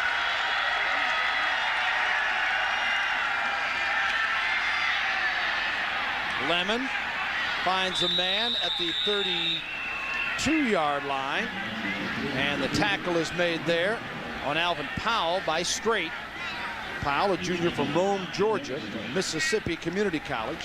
Kind of feel like saying, see, we told you that they can do some things pretty well. They have figured out the blitz. Oklahoma continuing to come, but they're accounting for the blitzers most of the time. When they do and they give Lemon enough time, he has the arm, as you see. Well, Lemon has now thrown for over 6,000 yards in his career. That last play took care of it. He's 108 tonight, and anybody that does that starts 4 years in Division I football. And we watched him on tape. We saw some plays that he made against Ole Miss last year, Dean, and there's no question this guy can get it done. Dead ball. Ball start on the offense. Still first down. I want to remind you at halftime, an all-star cast will be here tonight, as we'll have a chance to visit with Barry Switzer and also Sherry Cole, women's basketball coach at Oklahoma. Just done an incredible job of turning around a program that tri-champs last year in the Big 12 and onto the Sweet 16 of the NCAA. Hey, we were talking about who interviews whom. I won the flip. I get Sherry. I'll handle Barry. He's probably going to come up on his couch anyway, right? First and 15 for the 28. Movement. Gary Johnson may be Orlando pace in some aspects, but not in all. He's having a rough night in terms of jumping off sides, at least. Ball start. The offense. Down. Hey, Dean, when a man moves like that on the offensive line, he pulls up and they come here to the University of Oklahoma. Is that called a Sooner? Well, if they do it in red, it's a Boomer or a Sooner. Yeah. And it used to be a land rush here, but now it's in the air, so. Get it all sorted out here with 2:10 to go in the second quarter.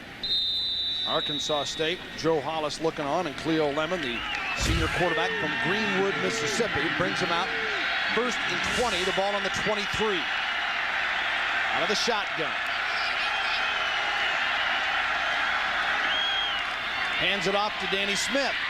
Trying that same move that got him the touchdown, and Smith this time to the 30-yard line before he's knocked down. Smith, 6 carries, 6 yards last week, but he's got a 32-yard TD run on his sheet tonight. Keep an eye on a couple of things. The quarterback, watch number 12, Lemon, get the block on Cody, number 80. Great agility for Cody, but he's a true freshman, and the quarterback gets him. That is pretty good movement, though, by a guy at 6'5" and 250. He runs like a tight end. Let's see what kind of blocker you were as a quarterback, but we got a play to call here. Second down at 13 from the 30. I was a better tackler because I had more experience after interceptions. Or really more to the point, fumbles that they picked up and ran in. Marshall made the play that time on the tackle for Oklahoma. And now third down and 13. You know, you talk about tackling and blocking. I can think of the best players at Oklahoma have been the running backs who not only ran the ball well, but were terrific blockers. Joe Washington was a fabulous blocker. No one talks about that. No. All those guys, they could run, they could block, they could catch. They did it all. And I don't care if you're talking about him or Horace Ivory or Peacock or Pruitt, Billy Sims. Timeout call with 50 seconds to go as the clock winds down. Arkansas State calls the timeout, and Oklahoma up 28-7 as Bob Stoops talks it over with his troops. And you're talking about some players here that have helped establish the tradition of Oklahoma. Indeed, something else that we talk about, sellout crowds, also home field dominance that is starting to come back. Last year, OU won all its home games, and if you're going to get back to national contender, the first thing you got to do is get back to conference championships. That means you got to win all your home games, and they're starting to get into that field again. Well, it's been a total effort, not only with Bob and his players, but with the administration and the fan support. You can't do it without everyone participating, and I think that all coaches want to win at home, but I think Bob Stoops saw through Bill Snyder, but more to the point through Steve Spurrier down at the Swamp, what it can be like. And you know how much he admires Steve Spurrier. I think that he wants to emulate that if he can at all. Stoops, of course, went from K-State to Florida, and 3 years there, and was part of that national championship group that beat Florida State. He still speaks with Coach Spurrier 2 or 3 times every week, and some of the other coaches periodically, but clearly his friendship with Steve Spurrier is deep. 3rd and 13 now as play resumes, and under a minute to go in the half. Arkansas State from its 30. Rolling out this time, Lemon. And again, straight the closest man to the football, intended for Pegues, the tight end. And it'll be a 4th down and 13. And Oklahoma, of course, trying to get back to national championships, 6 of them. We'll talk to Coach Switzer, who's a part of 3 of those. 36 conference championships, and the numbers are just mind-boggling. That 122 All-Americans. And for those of you that have not been here and seen the Barry Switzer Center, which is the museum area for football, make sure you stop by the next time you come to this campus. A football fan of any kind, you'd just be amazed at the job they've done with that. On the punt, Shatley to Thatcher. You know he's wanting to return it, but he had to back off that time, lets it go out of bounds. Well, I disagree. I think you've got to catch that ball. You know, even if you have to fair catch it, I think that he will be graded down for that. Very few times do you let the football hit the ground. And you don't know it's going to bounce out of bounds. Yeah, right. That ball could easily hit and bounce inside the 10-yard line. But when you're up by 21 points and it goes out of bounds, you know, it may seem like that it's not a big deal. But as you saw, I think it was Bob Stoops talking to him as he came off. Here comes Josh Heupel. He's just 14 of 19 for 198 yards, 2 touchdowns. Did have the interception on the last throw. And let's see what OU does with 36 seconds to go. Line of scrimmage, their own 22. Apparently, they're not going to run the clock out. I don't think they're going to take a knee. Josh Heupel got him spread out everywhere. Brings it back to Mackey. Mackey to the 30. I wanted to get out of bounds there with 27 seconds to go, and Oshabeda made the tackle. Well, he split the tacklers, thought he might be able to go, but by getting the first down in college, of course, the clock stops, and it will be restarted as the ball is set, but Oklahoma elects to use one of its timeouts. So the Sooners here, and if you are wondering, as you look at Heupel's numbers now, Dean, this is just good 2-minute drill type stuff. Exactly. For when you are in a game that it's really necessary. Well, and, you know, 28-7. It's not locked up. Yeah, sure, Arkansas State. Funnier things have happened in football.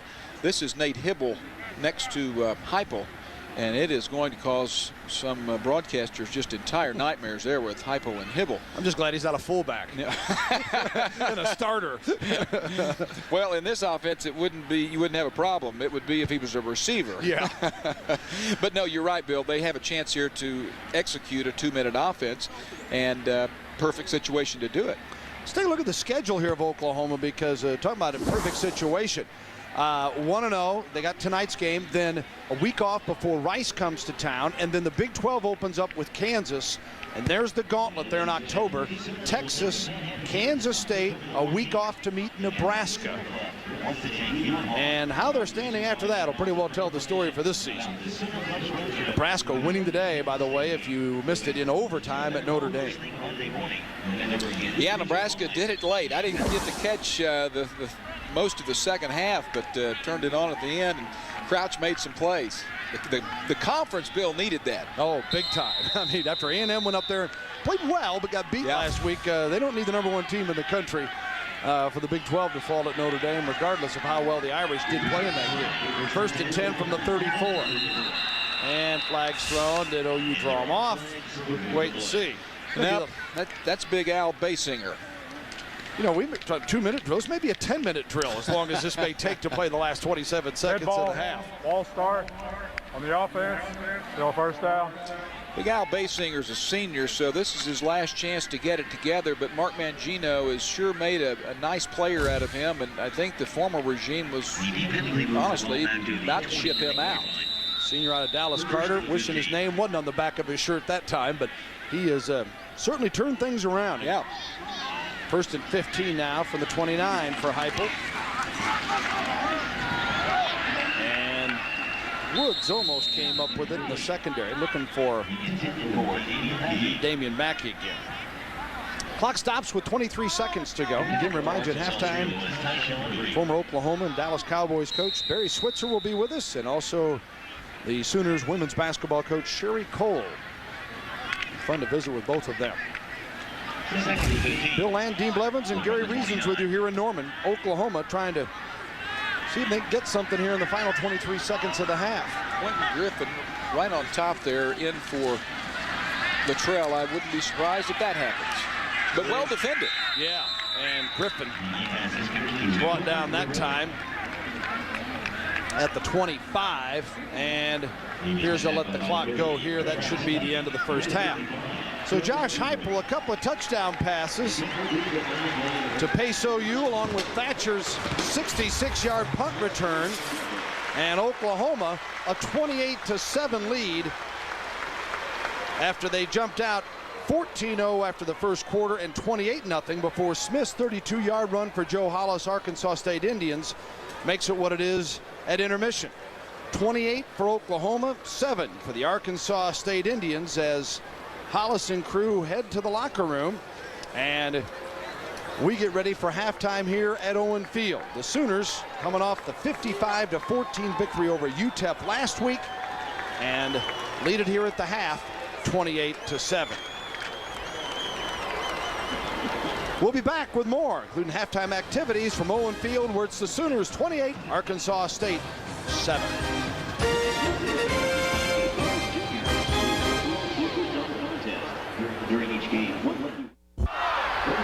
Welcome back to Norman, where the Oklahoma Sooners are leading 28-7 over Arkansas State. Everything's going for the Sooners' way early in the first half of this ball game. Josh Heupel seemed to be his old self, being 15 of 20 for 210 yards, a couple of touchdowns through the air, only one miscue, the one interception. Hey, a real bright spot here for the Oklahoma Sooners is punt returner That's JT Thatcher doing a very good job setting up a lot of good field position for the Sooners and also scoring a touchdown. So good things so far in the first half of the Sooners. Arkansas State not done a whole lot defensively. No pressure on Josh Heupel whatsoever. A lot of good pass protection by the offensive line. I know that Bob Stoops is very pleased with how his offense is producing so far. Let's go upstairs to Dean Blevins.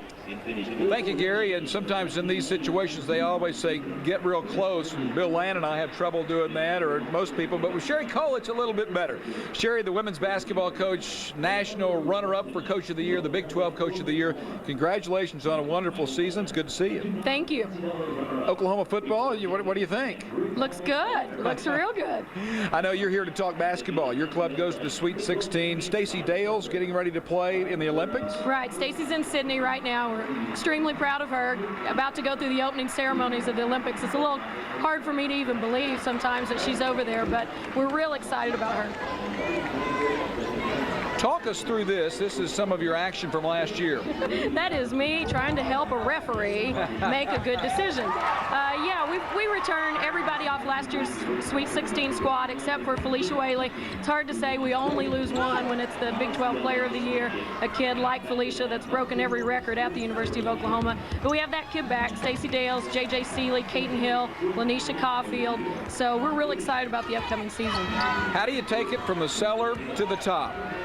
How did you, I should say, for those who don't know, how did you do that? Good kids. The bottom line is recruiting great kids who are of strong character, who have great work ethic, and who love to play for this university. And I think that's the distinguishing factor. The kids that we have really want to be here. They believe in this place, and they love playing for it. And you have new facilities on the way, which I'm sure you're excited about. Yes, we do. We have a terrific new facility on the way. And, of course, with no rain, we're ahead of schedule with the construction, so everything's going great. This time next year, we should be in a brand new practice floor for women only, brand new facilities, team room, locker room, coaches' offices, everything. What is the the expectation for this coming year? You had such a great one, and you do just lose the one, but Felicia Whaley is a great player. Well, absolutely. She'll be very tough to replace. I think we'll get her points and her rebounds, but we won't replace her presence. We have a schedule that's unbelievable. We'll probably come out in the next couple of weeks ranked maybe as high as 12th in the country and get to go play Georgia, probably the number 3 ranked team, real quickly in the Coaches versus Cancer Classic. So our schedule will test us. It may not be real pretty. Our record might not look as pretty as we'd like, but I think it will really prepare us for the NCAAs. And last year, a lot of people got to see this bunch, not only on television there, but UConn came to town, and you got a chance to play the number 1 team in the country and had a packed house. Yeah, we did. We had 10,713 people there, and we played them very, very well. Outscored them for the last 30 minutes of the game, but lasted a little bit What longer happened in than that first 10? It was our first 10 that was a problem. But, you know, the bad part was then we had to turn around and play them in the NCAA tournament. And, you know, when the brackets first came out, I didn't care that I was in UConn's bracket until it got to the Sweet 16 and I had to play them again. And they were on a mission, easily the best team in the country. But this year in that time slot, we have Stanford coming to town. So hopefully we can break that 10,713 record. I know you're excited not only about your part of the program, but also overall, and you're a supporter of what Bob Stoops and the guys have done. I'm going to tell you this, there's not a better man than Bob Stoops. He is absolutely unbelievable. And I tell people that all the time, and I know I don't have to tell them that, but he's the real deal. He's character, he's sincere. When we beat Texas Tech last year and I left the floor, the first person I saw in the tunnel was Bob Stoops. I just think the world of him and think he's doing a great job here. There might be one, and it's not me, but it's husband Dane. So, hey, thanks. Appreciate it, and good luck to you this season. Thank you.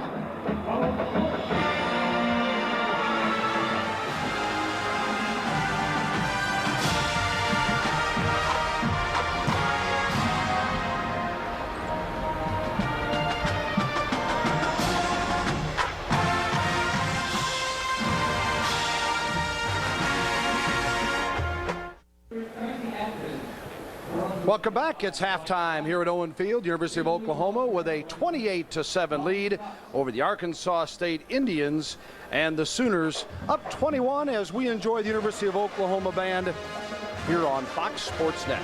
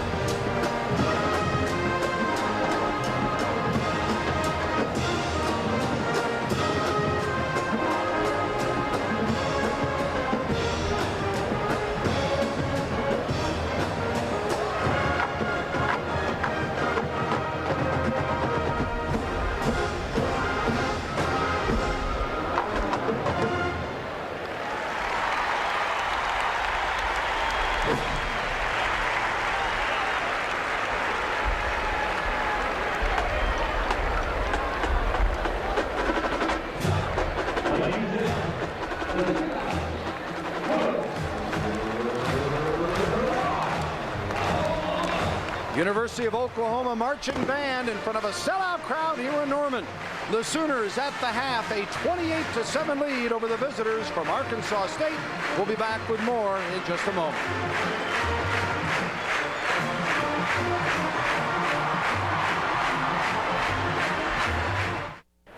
Here with head coach Joe Hollis from Arkansas State. Joe, not a lot good for you guys in the first half. Your offense really didn't get going. What are you going to do differently here in the second half? Well, we're playing a pretty good Oklahoma football team. We kind of gained composure in the second quarter, put a touchdown on the board. Seemed like we played better on the defensive side after that. We're not going to change up a lot of things. Hopefully we can run the football and stop them a little bit. Looks like on defense you're playing back a lot of zone defense, not pressuring the quarterback a lot. Did you think you could cover him man-to-man with the soft defense? No, we didn't think we could cover man-to-man consistently, no. So that's why we're not getting a lot of pass rush, trying to play some zone. We're going to mix it up probably a little bit more this half. Thank you, Coach. Good luck in the second half. Thank you, Gary. And Joe Hollis, as Bob Stoops puts his headset back on. Bill Land and Dean Blevins with you here. And the kick. And it'll be a touchback. Arkansas State will get 1st and 10 from its own 20. Take a look at the halftime numbers here. Other than the 28-7 OU advantage, first down 16-6. You see total yards all OU, and the penalties, both teams getting into the act. Yeah, they did, and no punts for Oklahoma, so Arkansas State certainly has to change that. But I agree with Coach Hollis. They did regain composure there in the second quarter, and Oklahoma let down its guard a little bit. But Oklahoma can't be disappointed with its overall performance in the first half. Yeah, and the problem might have been a little bit lulled to sleep a little bit that this was going to be an easy game. And now Arkansas State has got it going a little bit. And no matter what those numbers show, 3 touchdowns is certainly not a lock by any means, with the second half still to go here. Lemon missing on that one. Well, it's easy to lose focus on a night like this. It's a balmy evening. It's not as hot as it was last week, but it still is one that can kind of lull you to sleep, especially with some incompletions and a slower second quarter. I expect, though, as we did last weekend, that Bob Stoops would fire the guys up at halftime and they would come out with energy here in the third. 2nd and 10, and the handoff to Adams. Breaks the tackle at the line of scrimmage and rolls to near the 27-yard line. It'll be 3rd and 3, or short for sure. J.T. Thatcher made the tackle. What a half J.T. Thatcher had. Yeah, he was stout. Every school just loves to have some guy back there catching punts or catching kickoffs that is exciting. You know, you never know what they're going to do. This guy has a chance. 215 pounds. He can run through some tacklers. Well, look how many games Kansas State busted open over the years with their kick return game, particularly David Allen. And last week, Lockett stepped in for him. It is such a bonus to be more than just average on special teams. 3rd and 3, and the pass is deflected as OU nearly picked it off. That's Corey Heineke. He had a sack and a fumble recovery last week out of Edmond. 6'1", 242. Well, good pressure also from 93 Klein. Watch him right up the gut. But Heineke gets the hands up. And, Bill, he's not the best pass rusher for this club. He does some things extremely well, like change directions, and he's very tough. But he is not the Sooners' best pass rusher, and he does a nice job there. If you can't get there, swat it down. He is consistent in his effort, though. 4th and 3 from the 27, and Shatley boots it away. Thatcher got plenty of room to roll. 38-yard line, skips by 1. And will be gang tackled in at the 50-yard line. You know, he does a great job of making the first guy miss, skipping, but he's not in the air so long that the defense has the time, or the pursuers have time to catch him. And you have to comment, though, either on the punter out kicking the coverage, or more to the point, the lack of coverage for Arkansas State. Yeah, if you're not coming after it, well, then you're not going to set up for the better punt. Their coverage has just been there. I don't see like a lot of guys just getting downfield, Dean. Well, if you said what are special teams all about, give me 2 words. One is hustle, the second is discipline. If you don't hustle, you have no chance. 1st and 10 from midfield. Griffin. And he's to the 46.5. where Eric Kellum makes the tackle, senior from Jonesboro. Former walk-on player, transferred from Arkansas Tech. Griffin hustles off as OU will have a 2nd and 7 from the 47 of the Indians. Latrell in the backfield with Heupel. 4 wide outs and Latrell, so no need for the tailback. 3 to the near side, and they come that direction to Savage. 40, 35-yard line, and that'll move the chains again for the Sooners here on the opening possession of the 3rd period. OU opened up the 2nd period with a 26-yard TD pass from Heupel to Mackey. Teams will defend that short game differently. And you heard Coach Hollis say, yeah, we can't line up with them man-to-man and play with them all night. So they have to run a lot of zone, or they run some man and some zone on top. But teams like Texas, who the Sooners look at down the road, are going to face defenses where these guys are right there in their face, and it'll be a little more difficult. Griffin on the draw. Winds his way to the 25-yard line. Quentin Griffin, 9-yard pickup, and Kellum making the tackle again for the Indians as he steps up, and Griffin, nice job again. Yeah, offensive line doing a very nice job of opening up not small holes, but that is a gargantuan hole, especially for a little man down there. Led by center Bubba Burcham. You know, Bubba, we talked a while ago and had some fun on his misplay for the night. This guy is bright. Number 59, the center. He had no missed assignments in the first game, made all the right checks, and that is tough. Here is Griffin looking for something behind Burcham. A flag is thrown as he is stopped at the 23-yard line. Now, Burcham was given a game ball last week, as well as Works. Also, Roy Williams on the defensive side. This will be a hold, I believe, against Oklahoma, Scott Kempnick. Joe Jones made the tackle. There's the call from the official. Bill, Kempnick is an interesting story. He's been hurt most of his career. He has wonderful potential. He's 6'5½", 310. He's the strongest guy on the team, benches 480. He is a player that has to play well because he protects Josh Heupel's backside. He says right now, he admitted, he'd say, hey, I didn't play very well last week, and he graded low. He's relying too much on his athletic ability and brute strength instead of fundamental football. And this guy's a good kid and good player, but he has to play up to his potential. When you say backside, you mean he plays to the right, and Heupel, being a lefty, exactly, is not going to be able to see that coming. So literally protecting his backside. 2nd 11 from the 35. Heupel nearly intercepted as that ball was about picked off. Bowens was there, and also number 4, Bowens, who had the first interception.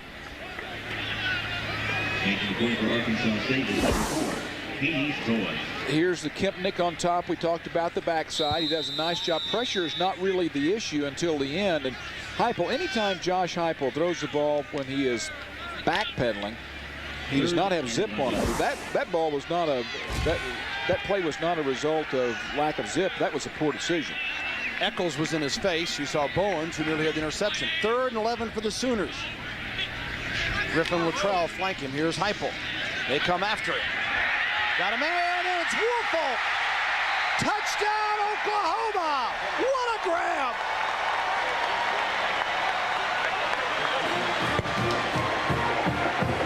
Talk about myths.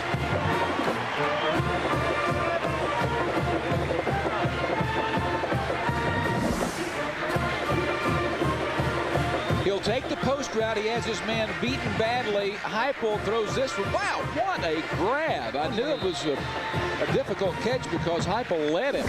He had to use that 4.4 speed. He's the 2nd fastest player on this team, but Josh Heupel says thank you.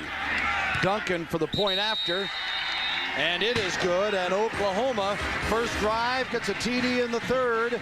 5 plays, 50 yards. Heupel, another TD pass.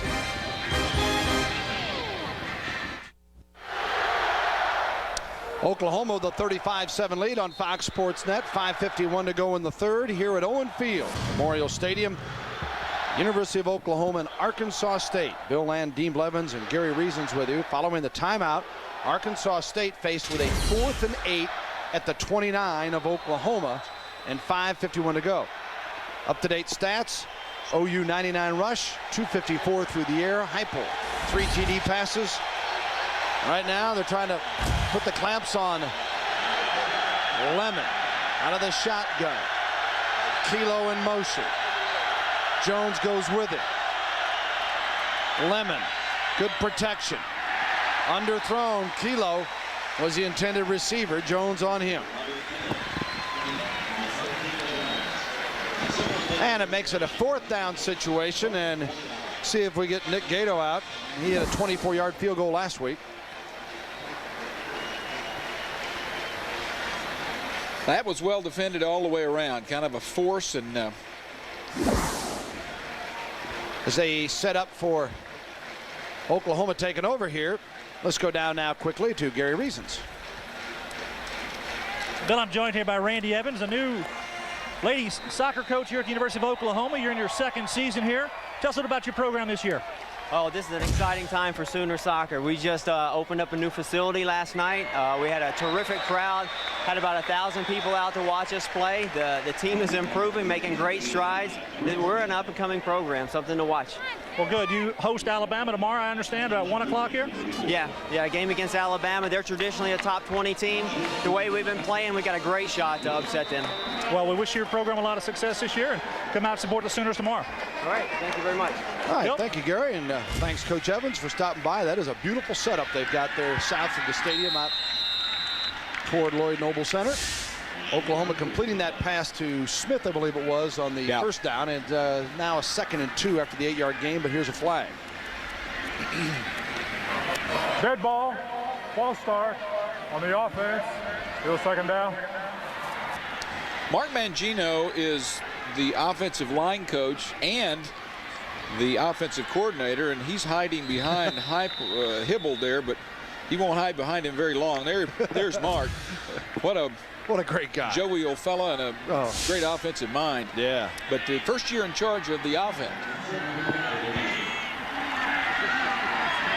Oklahoma Fagan in motion. They come to that side, and Norman is stopped. Gang tackled, still not brought down, but they'll whistle it dead at the 27, maybe 26-yard line. And Reed and Fuller.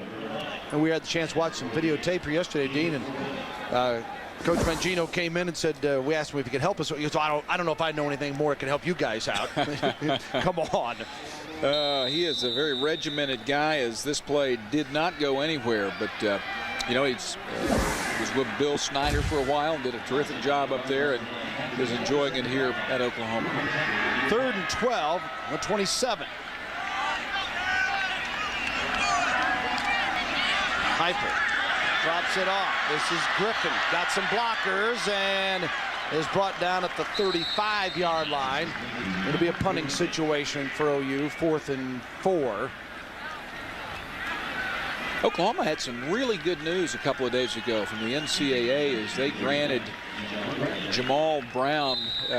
He is now eligible. He was a point shy on his ACT test, but it appealed to the NCAA, and he is now eligible. He had surgery. He's the 6'7", 300-plus pounder of Lawton MacArthur, a defensive lineman. Had surgery on his knee a couple of weeks ago, and good chance that he won't play this year but be redshirted. And I'll finish the point in a minute about the other player involved. Ferguson, a terrific punt. He goes into the end zone, a 65-yarder, and it'll be a touchback, come out to the 20-yard line. Stay with us, Oklahoma 35, Arkansas State 7. Welcome back, 35-7 Oklahoma, 20th ranked Sooners leading in here with 3:22 to go in the 3rd. Have a little Oklahoma flashback, but my partner Dean, you're going to have to help me with on this one because I have not seen the video. So, you being, that looks like number 2, and that's not Derek Strait. Hey, well, that was about the extent of it. Nice pitch to Billy Sims. Hey, that's Steve Rhodes going all the way. You know, He wasn't bad either, was he? No, and when you threw one pass a week, you usually had receivers open. Elvis Peacock wasn't a bad player, first-round pick. So far, you've just shown nothing but Heisman Trophy winners and first-round picks. Why did you guys win? It's really talent, man. Still comes down to players. Better recruit, number 1. 1st and 10, ball on the 20 here for Arkansas State.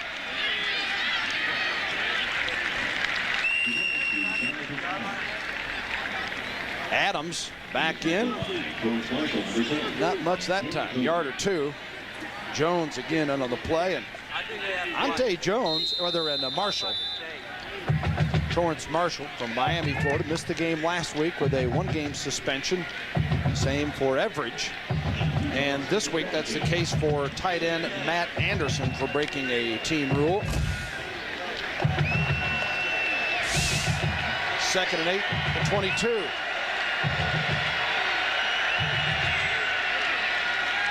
Play action, Lemon. Kilo stays on his feet and cuts it back up across the 40, and the first down. Heck of a run by Robert Kilo after the catch. Marshall brought him down. With number 2 on number 2 that time, and the 2 in white was the clear winner. Torrance Marshall there 10 with a great hit, but Kilo runs a great route. Heinke gets pressure in the backfield, and he will actually end up coming back and being involved in the play later. But anyway, straight. Bill, he was in pretty good position on the play, but got beat by a terrific throw and a terrific route, but then didn't get the tackle, and that's what hurt. 2:16 and counting in the third. 1st and 10 at the 43. Arkansas State last time turned it over on downs deep in OU territory. Here's one that's picked up by Thatcher, and he stepped out of bounds, but the interception will count. Now a flag is thrown. It's in the backfield.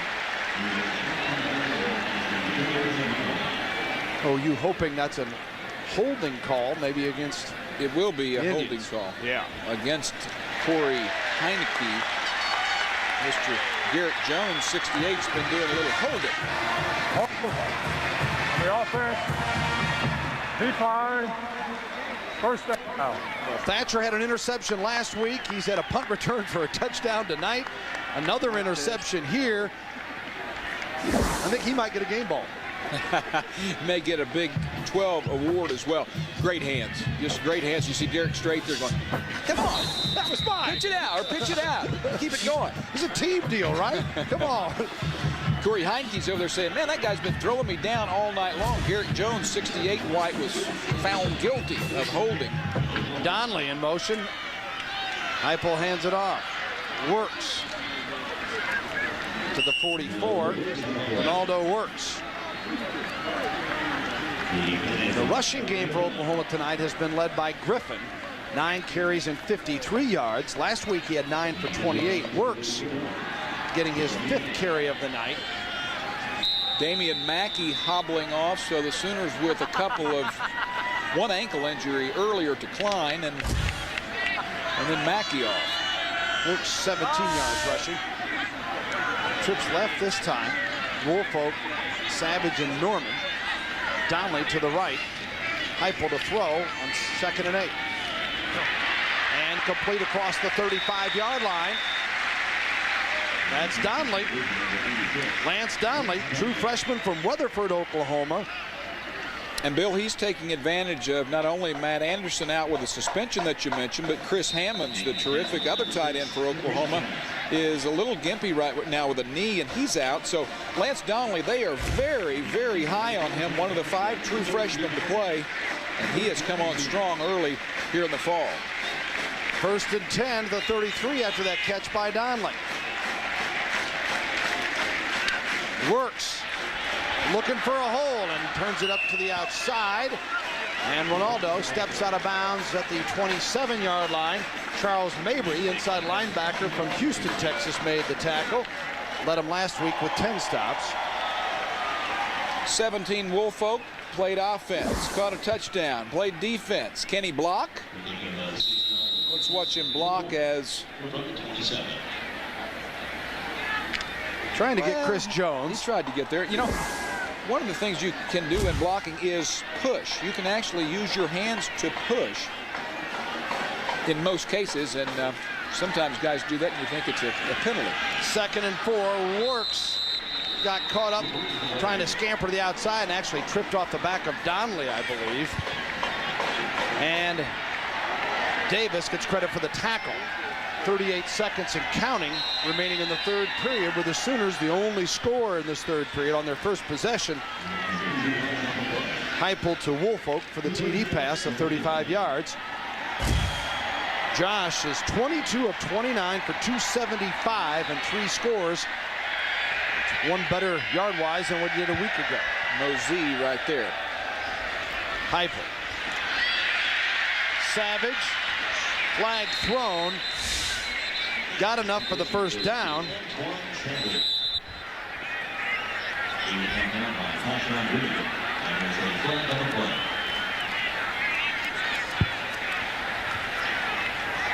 Both coaches will say post-game, we've got to clean it up penalty-wise next week, as this one against Oklahoma. Bob Stoops, Pass interference on the offense. Repeat third down. So we'll do it over again. You see Heupel's body language tells you a little bit there that, yeah, come on, fellas. Trying to get that rhythm back in this offense. Could have been a push-off they called on Antoine Savage. 6 on the outside. Crowd trying to come alive. Bill, what's happening here? Is this the wave? Yeah, we are going back at the time tunnel. They're saying, come on. I mean, isn't it funny? Crowd antsy over 35-7 game. I mean, just they were spoiled a little bit last year with this offensive explosion that last week they get 55 and people say, is that all? Well, stay with us. There's more to come. Fourth quarter coming up.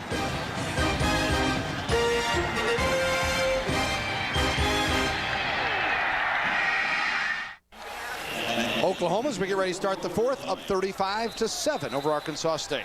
Bill, a quick injury update here for Oklahoma. Corey Klein, defensive end, is going to be able to go back in the ballgame. They've retaped him. He's available to play.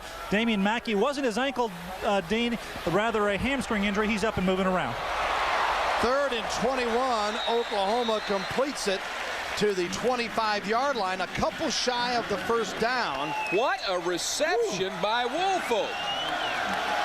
That ball looked like it was going to be intercepted as Heupel is on the money, Bill, but he throws it into coverage and assumes that his man is going to continue his route. And we'll have to look at his hand. Gary, just stay on that sideline, please. His right wrist, it appears, maybe when he tucked it in over the ball, he was holding it as he ran off. 4th and 2 at the 25 for the Sooners. Trying to get him to jump. Flag is thrown. Yeah, they're looking at his right wrist for sure down here, Bill.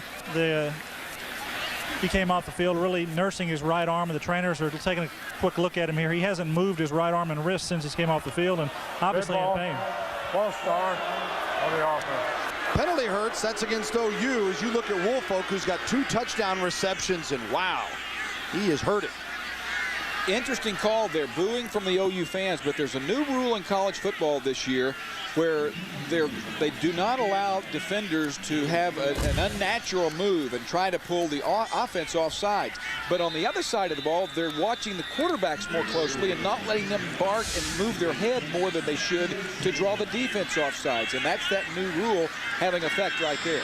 Duncan now goes for the 47-yard field goal, and it's going to be well short. So Oklahoma, the penalty, a big, big play there as the Sooners, and Duncan has now missed a couple. See, he's not happy with himself. No, you know, he missed the earlier extra point when he pulled it, and when Tim Duncan catches the ball, he can kick it out of sight, but doesn't always catch it squarely. And Oklahoma very interested in what's happening right there with Woolfolk, who has had a terrific night. Yeah, right now, see, Bob Stoops not happy either, but right now, what's going on with Woolfolk is much more important than what's going on the field. Absolutely. Because if a two-way, three-way performer, you count special teams like you mentioned earlier. Those shrieks of pain are not good news. Mabry on the hit on that play. Here comes Arkansas State. Lemon going for broke. And it is caught. Incredible. Higginbotham was there as well as Kilo, and Higginbotham came down with a football. We do have a flag. He may have passed the line of scrimmage. I'm not sure. Well, that was some athleticism. That was a throw on Lemon's part. Illegal formation on the offense. Oh, that ought to count just because it was so pretty and so doggone athletic. You've got to have 7 men on the line of scrimmage. Hollis really upset about that, as he would have had a chance to get some points here. That had to be what it was. I didn't think that Lemon was past the line of scrimmage. Bill, he used great mobility to get away from Heinke. He's running to his left as a right-hander. That's a difficult throw, and he throws the ball about 65 yards. Yeah, just adding up here. Incredible throw. You see Woolfolk with the tape, trying to see what kind of flexibility he's got. Well, you know when you see a player on the sideline, their face is just grimacing when they move it around. That can't be anything but that. Adams on the 1st and 15 brings it out to the 28-yard line. Picks up 3. Kalmus in on the stop for the University of Oklahoma. Rocky, junior from Jinx. You know, the truth is that had Oklahoma taken advantage of all of its opportunities tonight, they easily could be up about 56-7, and perhaps Woolfolk wouldn't be in that situation. But instead, it's 35-7 with 13 minutes to go to the football game. 2nd and 12 for the Indians. Adams, good forceful run. Out to the 34. Adams stopped by Torrance Marshall again, as well as Ante Jones. Corey Klein is back in for Oklahoma, so that is good news. He had 5 tackles last week, one of them for loss. Good look there at Klein, Bill. This is a kid that is really developing into a nice player. He was redshirted last year as a freshman, but he's got good quickness and speed. He's a 4'8", 840 guy, a little smaller than you like up front at 270 pounds, a quiet, tough player. And Bob Stoops mentioned the other day, he said, I just love to watch this guy play. He's very active and plays hard every snap. 3rd and 6. Lemon.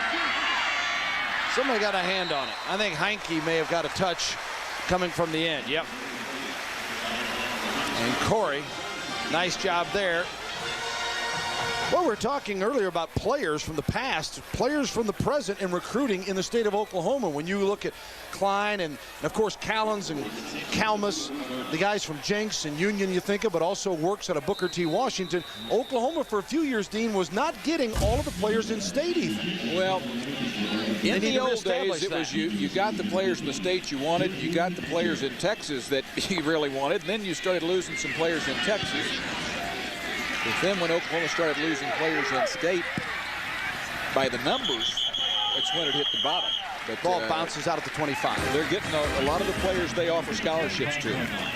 Stay with us. A timeout. We'll be right back here in Norman. Здравствуйте, дорогие друзья. Итак, мы с вами в Хабаровске на чемпионате по пощечинам. Сейчас видно, что чемпионат пройдет великолепно. Уж так сильны оба претендента. Итак, смотрим. Уже сейчас видно, что чемпионат пройдет великолепно. Как обещали нам его организаторы.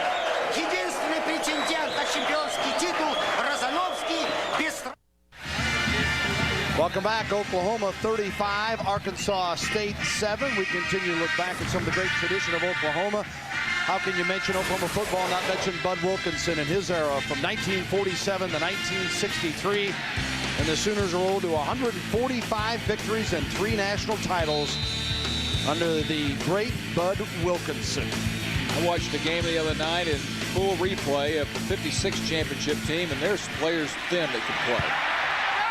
Speaking of play, here's Oklahoma again, and off to the races. Works to the 10, the 5. I don't see any flags. Touchdown, Sooners.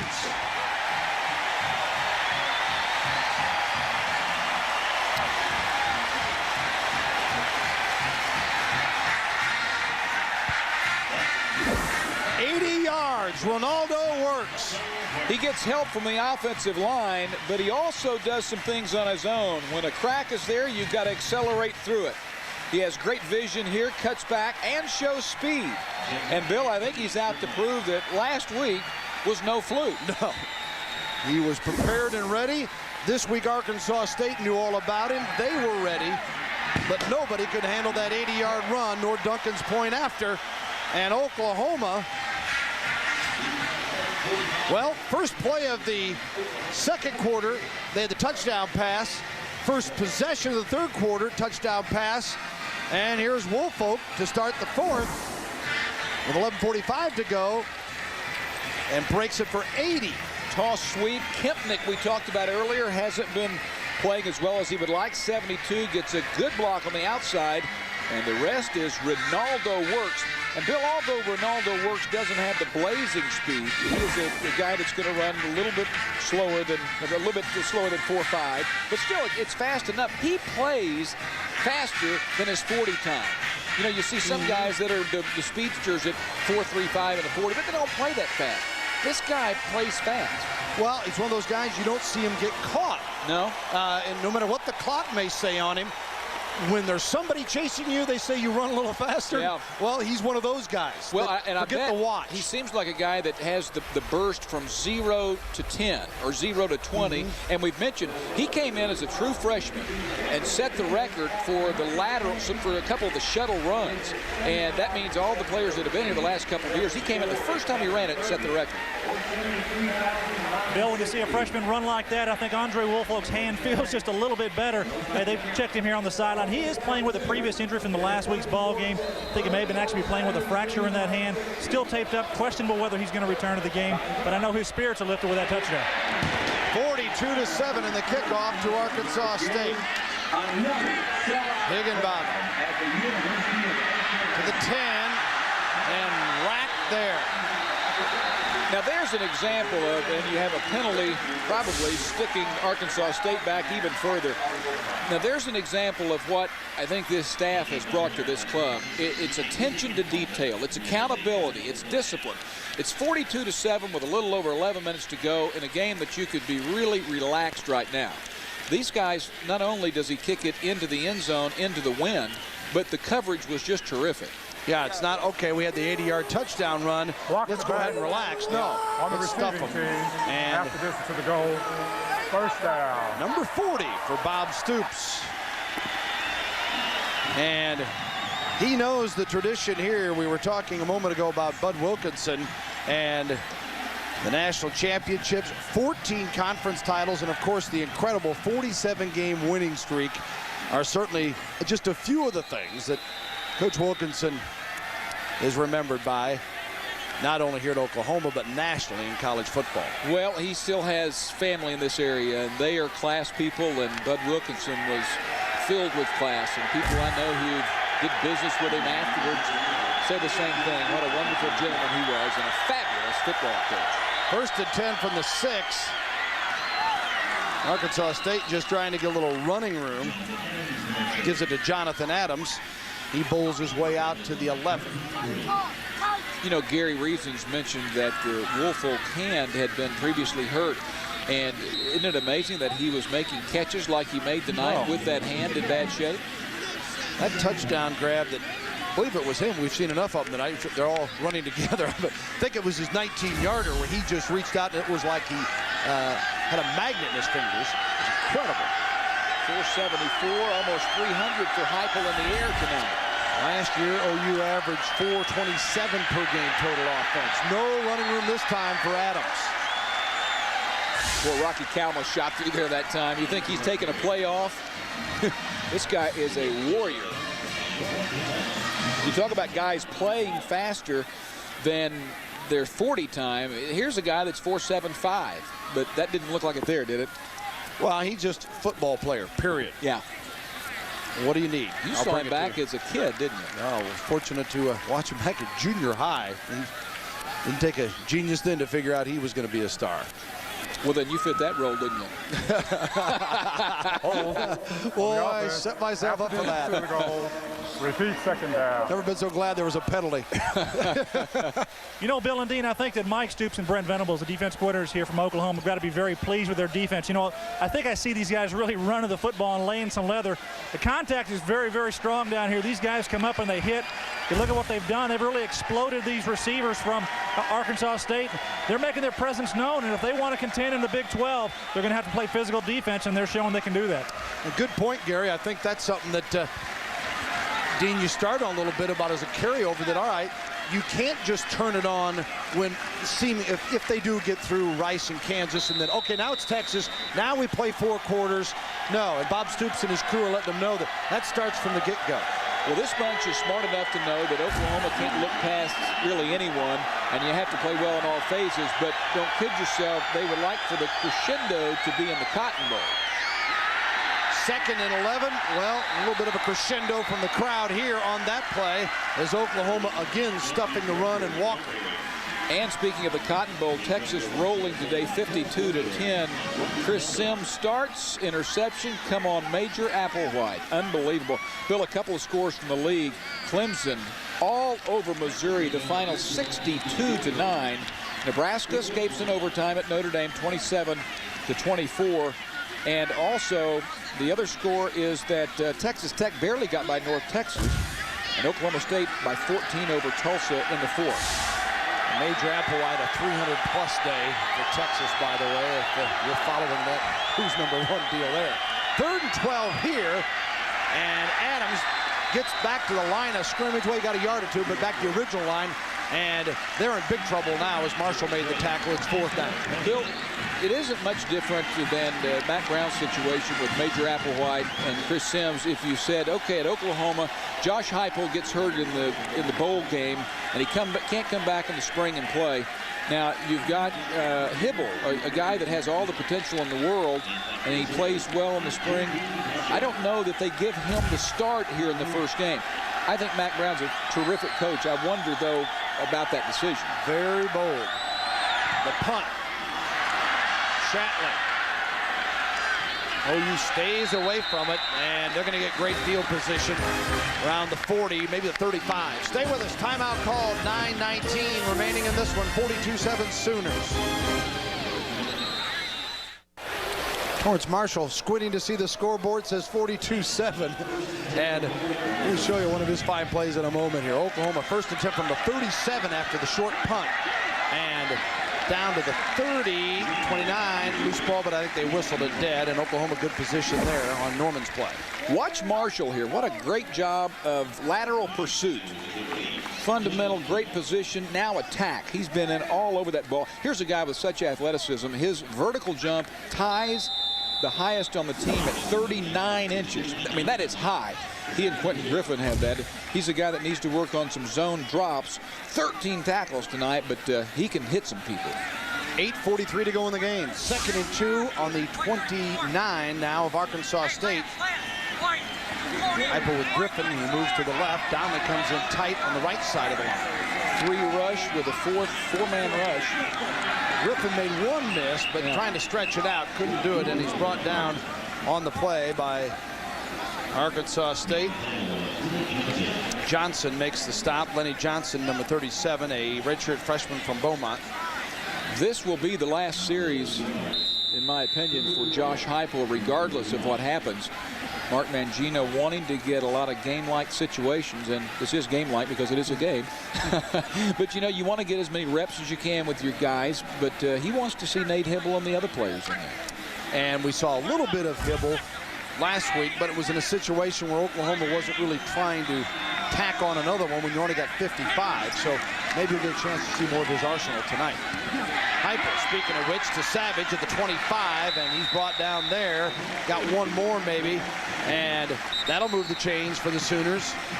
Up 42-7. Antoine Savage, 31 receptions last year, a freshman record. Led the team at 13.7 per catch. And he had 5 for 87 in a TD last week. And again, Arkansas State with another player down. That is Ojabeda. Josh Heupel, we update you on the 300-yard passing games. And Josh with 8. Applewhite picked up 1 today. Coy's done, Major's not. At least he hopes he has a few more 300-yard games, and that does include his today. You know, Savage was the receiver on that play, and all these receivers at Oklahoma, 4 of them, and Bill, they had 5 red shirts who they're high on, so the receiver position is pretty good. Savage is the guy they think has a chance to be the go-to big play player as well. 1st and 10 to 24. Works. Shows you a little of that lateral and balance ability as he cuts back across the 20 down to the 17-yard line. He has some nice guns on him running there, doesn't he? When you hear guys talk about guns, there's 2 kinds, but this is the good kind right there. Cotton brought him down that time, and it sets up 2nd and 3. Ball on the 17. Works 9 carries, 103 yards. Of course, he had the 80-yarder, but that's his first 100-yard game, so he's already topped last week's great effort. Timeout called. We'll keep it right here with the Sooners rolling at 42-7. Oklahoma jumped out to a 28-0 lead before Smith's 32-yard run made it 28-7 at the half. And Josh Heupel, among the record setters, or record tires tonight, if you will, with 3 touchdown passes and 35 for his career, tying the OU record that Coach Cale Gundy had set back 90-93. And you mentioned that was a 4-year deal, and Josh, just the start of his 2nd season, assuming he stays healthy, and certainly all hope he does. What kind of standard is he going to set for those that follow it, even in this wide open offense? Well, the standard Bob Stoops would like him to set is by example, is by leadership. And not to be redundant, but you've got a kid who is very genuine and who is unselfish and just exactly the type of guy that you want as a quarterback of your club. Bill and Dean, you know, Josh Heupel, he set some goals this year, and actually for their team, they were talking about winning the Big 12 Conference is their primary goal this season. You know, he made mention that twice teams that he was on, they actually lost the last game of the regular season where he could have won a conference title, and Josh Heupel has been denied of that. And he feels, and the team feels, that there's a sense of urgency to complete that, and they're trying to get this program headed in the right direction. Obviously having a little success here, and Bob Stoops has to be very pleased with how his program is going tonight. Ball on the 17, 2nd and 3. Works. Close to the first down, going to be a little short as he's down to the 15. Mabry made the tackle. This staff turned the quarterback quandary into something really nice very quickly, and they're all similar. Now, this doesn't have Patrick Fletcher, who would be the 3rd quarterback in this type of situation, but look at these sizes. All around 6'2", all around 215, body fat anywhere from 7 to 11, and then they all run in the 4'6", 4'8" range. The best of all of those, though, I mean, in every category, Nate Hibble was a little bit bigger, a little bit stronger, a little bit faster, jumped a little bit higher. And when you talk to Chuck Long or Mangino or Stoops or any of them that deal with those guys, they go on and on about every one of those players, and then they even mentioned us. We were kind of going down the line the other day, and they said, well, don't forget Patrick Fletcher, because if something happened right now, he'd be our number 3 quarterback. Well, the one that some fans may not be familiar with was Hunter Wall. I know you've seen him down in Capel, down in the Dallas area, a very good basketball player and a potential quarterback here. Here's Works, makes another miss, and squirts down to the 6-yard line before he was forced out of bounds. He does have that acceleration, doesn't he? Yes, he does. At the point and you think, all right, he's going to be corralled here, and made not a great run, but hey, a positive run and knocking on the door again. Well, I think a test of any player, but of a running back certainly, is to get the most out of every situation. And the play before this, Bill, when I think he picked up 3 yards, a lot of backs going to make 1. Almost a block in the back there. Hollis was wanting the call by Jarvis Smith on the sideline. 2nd and 3 from the 6. Stopped at the 8-yard line. This time Works. Forward motion, loss in the play, and J.C. Miller made the tackle.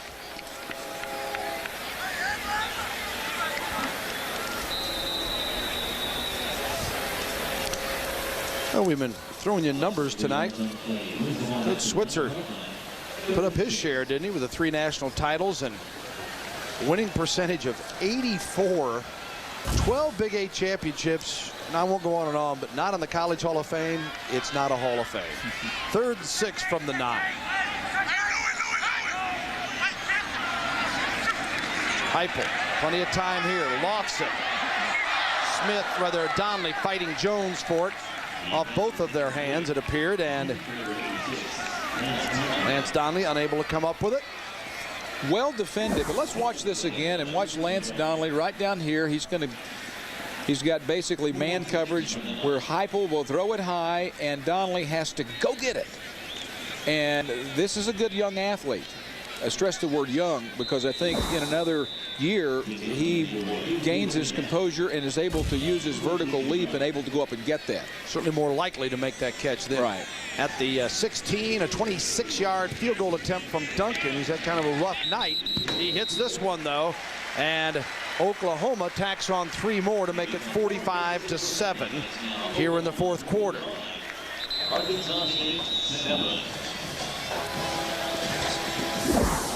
Snappers get no credit. Second time tonight we'll credit Ben Painter, though. Perfect snap. He has had nothing but perfect snaps in his career at Oklahoma. Fletcher holds, and the good kick. It takes all of it working in unison, but it starts with a snap. And, you know, Arkansas State, Bill, has a terrific snapper of their own. They've had no problems with their guy. And their snapper is Jack Wright, terrific player. Unfortunately for Arkansas State, he hadn't been snapping a lot on extra points tonight. No, just the 1 touchdown that came back in the first half. You see Duncan happy that he got one right here, and it's 4:46 to go and 45-7 Oklahoma, as the Sooners will take a week off next week before they take on the Rice Owls, and then it is Big 12 play. I've circled or tried to Brent Venables right there. He's the co-defensive coordinator. This is Jonathan Hayes right here, former Kansas City Chief tight end, and a guy that Bob Stoops hired even though Jonathan had no coaching experience. And he's done they're so happy with him here, especially with the special teams. Yes, tight ends and special teams, and it was just a 180 from what had been happening here. And there's Venables, and he again part of that K-State group that came in here that helped turn things around. And Nate Hibble loosening up, and we'll see if he comes in on the next Oklahoma possession. Yeah, talking about Hayes, Dean saw the story about Trent Smith that was one of the local papers here, and he was going on and on about all the little things that Hayes has been able to teach the tight ends. And that's kind of unusual when a guy hadn't had coaching experience, to take a great player to become, I don't know, great coach, but solid teacher. They return to the 26-yard line by Higginbotham, and that's where Arkansas State will take over. Well, I think Bob Stoops saw in Jonathan Hayes more important things than experience, actually. He saw a man of integrity, and he also saw a guy who played that the players would look up to. And obviously, if you can play at that level and can communicate, you've got a real good chance of being a coach. Just going to comment in about a player you had started telling us a little bit earlier about Jamal Brown becoming eligible, and as a result, it opens up a scholarship that they've been able to bring in. Is it Jarrett Estes out of Wichita Falls? Exactly. He's a player who will now become a partial qualifier. He's enrolled. He will practice with the club, and he's someone, you talk about speed, I think he would be in a different category than anyone wearing crimson right now. Bob Stoops is really excited about him, Bill. He's a 6'1", 190-pound player that has a chance. So trying to keep OU fans up to date, and it's not easy around here these days. Andy Shatley is the new quarterback, as we saw him earlier punting.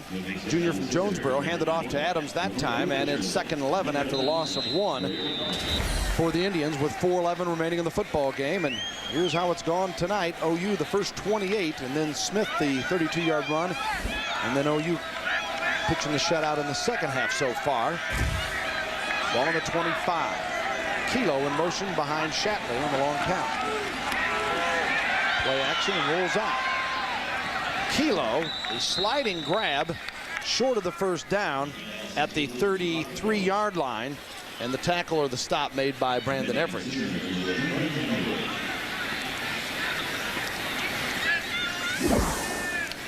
I think it's pretty clear that this guy here can play some football. Kilo with a little out move, and with his speed, you have to play off of him enough that he's going to have a little room between himself and the defender most of the time.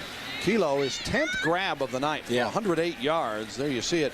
And Higginbotham with 4 for 20. So they've done a pretty good job of trying to get those guys the ball and more touches tonight that Joe Hollis had wished. They just have not been able to make a dent in the OU offense. Heupel's 301-yard night for 3 touchdowns, and 24 of 32. 3rd and 3.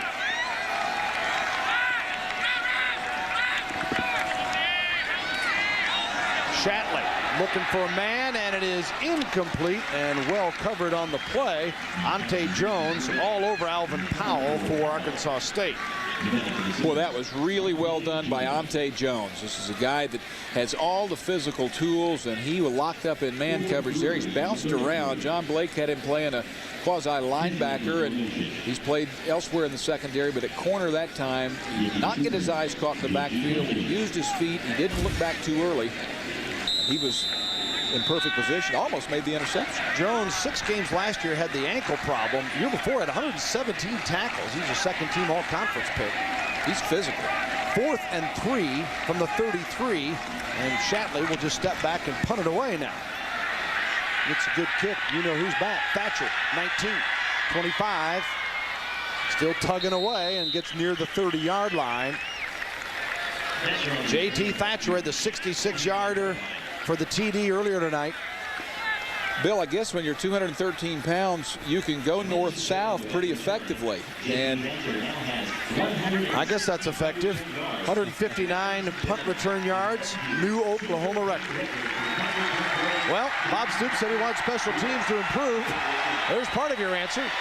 Well, you know, there have been some guys around here that have returned some punts, some Tommy McDonald's and some Joe Washingtons and some Greg Pruitts. And then even last year, of course, Joe Wiley's with both the kick and punt return last year. Brandon Daniels. Yeah. Jarrell Jackson. Super. So Nate Hibble enters the lineup, the sophomore from Hazelhurst, Georgia. He hands it off on his first attempt. And Oklahoma, flag is thrown as moving it out to the 34-yard line. Good look at Nate Hibble there, and Mark Mangino, the coordinator offensively, was saying a couple of days ago that, you know, he got in late in the game, in the first game, and he didn't want to run the score up. You know, Mark said, we got 55 points or close at it at that time. But he said Hibble would look over at him in between plays and he'd nod his head up. On the offense, repeat first down. Was that gesture meaning, can we throw it, please? Yeah, please, can we throw it? And Mark says, you know, I want him to throw it. He may need to, but that wouldn't be a good look. There's Mark Mangino, and we really appreciate all of the help of the coaches, both schools, particularly here in Oklahoma, that have been so helpful with us and letting us know what's going on and must be making themselves available. Yeah, it must be a little cooler on the sideline. He's still got that coat on. I don't think I need that. 2:46 remaining. 1st and 20 now. The ball on the 19 after the penalty against the Sooners. And Oklahoma keeping on the ground with Griffin. Well, the penalties are certainly not something that either one's going to be happy about, as the totals on that now. 14 penalties for Arkansas State, 11 for Oklahoma. Hogan made the tackle that time as Hibble looks for the signal. Well, that's 2 consecutive games that Arkansas State's had 14, although they did have the double overtime. Steenhook, Eli Steenhook, number 5, out on the left flank. And I would think that Hibble will have a chance to chunk it. 2nd and 18. Hibble finds a tight end to the 29-yard line. Tackle is made there. Well, Bill, you and Dean are talking about Nate Hibble throwing the football. Obviously, he can get the job done as he delivers on that pass. But the fans here in the stands here this week and last week as well, all of the time there, whenever he gets into the ball game, they're saying, we want Hibble to pass. They know he has a strong arm. Dean, how would you rate his arm? Well, his arm in terms of strength is plenty good. I mean, it's 9.95. I think his is more experience, understanding this system is totally different than what he ran down at Georgia with Jim Donnan, and when he lost the job to Quincy Carter, it was more of a deep drop, deep pass offense, and this is more of a West Coast make quick decisions, just like the one he's doing there. And the completion here on a first down, Oklahoma. Steenhook takes it out to the 45. The last completion was to Jeremy Hess from Newcastle, Oklahoma. So some of the newcomers and the reserves get some action here. This type of motion gets people excited. You have the physical ability, sets in the pocket, has good protection from the backup line. Good looking throwing motion, and it didn't take long to get there, William. Steenhook on the receiving end again this week. He was the one who had the reception from Hibble a week ago. That's a dart.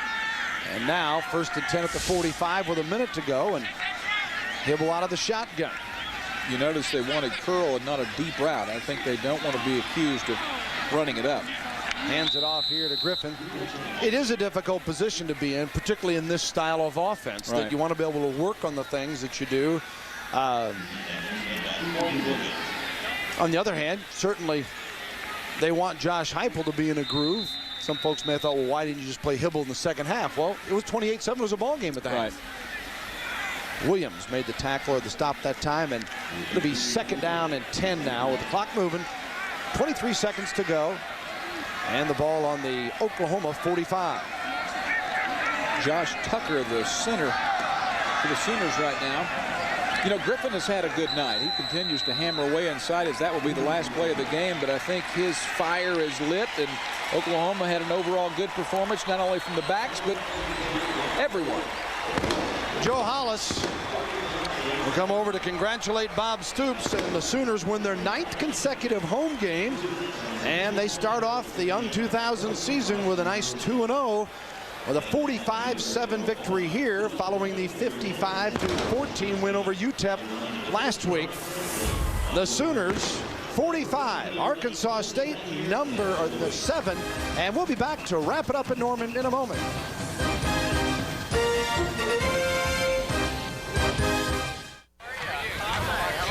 Welcome back. Final score, Oklahoma, the 20th ranked team in the nation, a 45-7 winner over the Arkansas State Indians. We're back at Owen Field at Memorial Stadium. Hi everybody, Bill Land and Dean Blevins with you. And Dean, a lot of records set again tonight. Your impressions of the OU win? Well, Woolfolk had an outstanding game, played well defensively, over 100 yards receiving.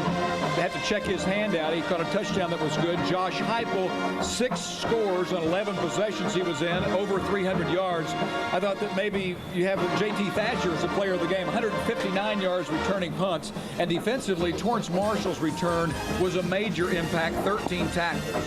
And Works had the 80-yard touchdown run to boot. There's Woolfolk on one of his 2 touchdown receptions as Oklahoma wins it tonight 45-7. For Dean Blevins, Gary Reasons, and our entire crew, this is Bill Land saying so long from Norman.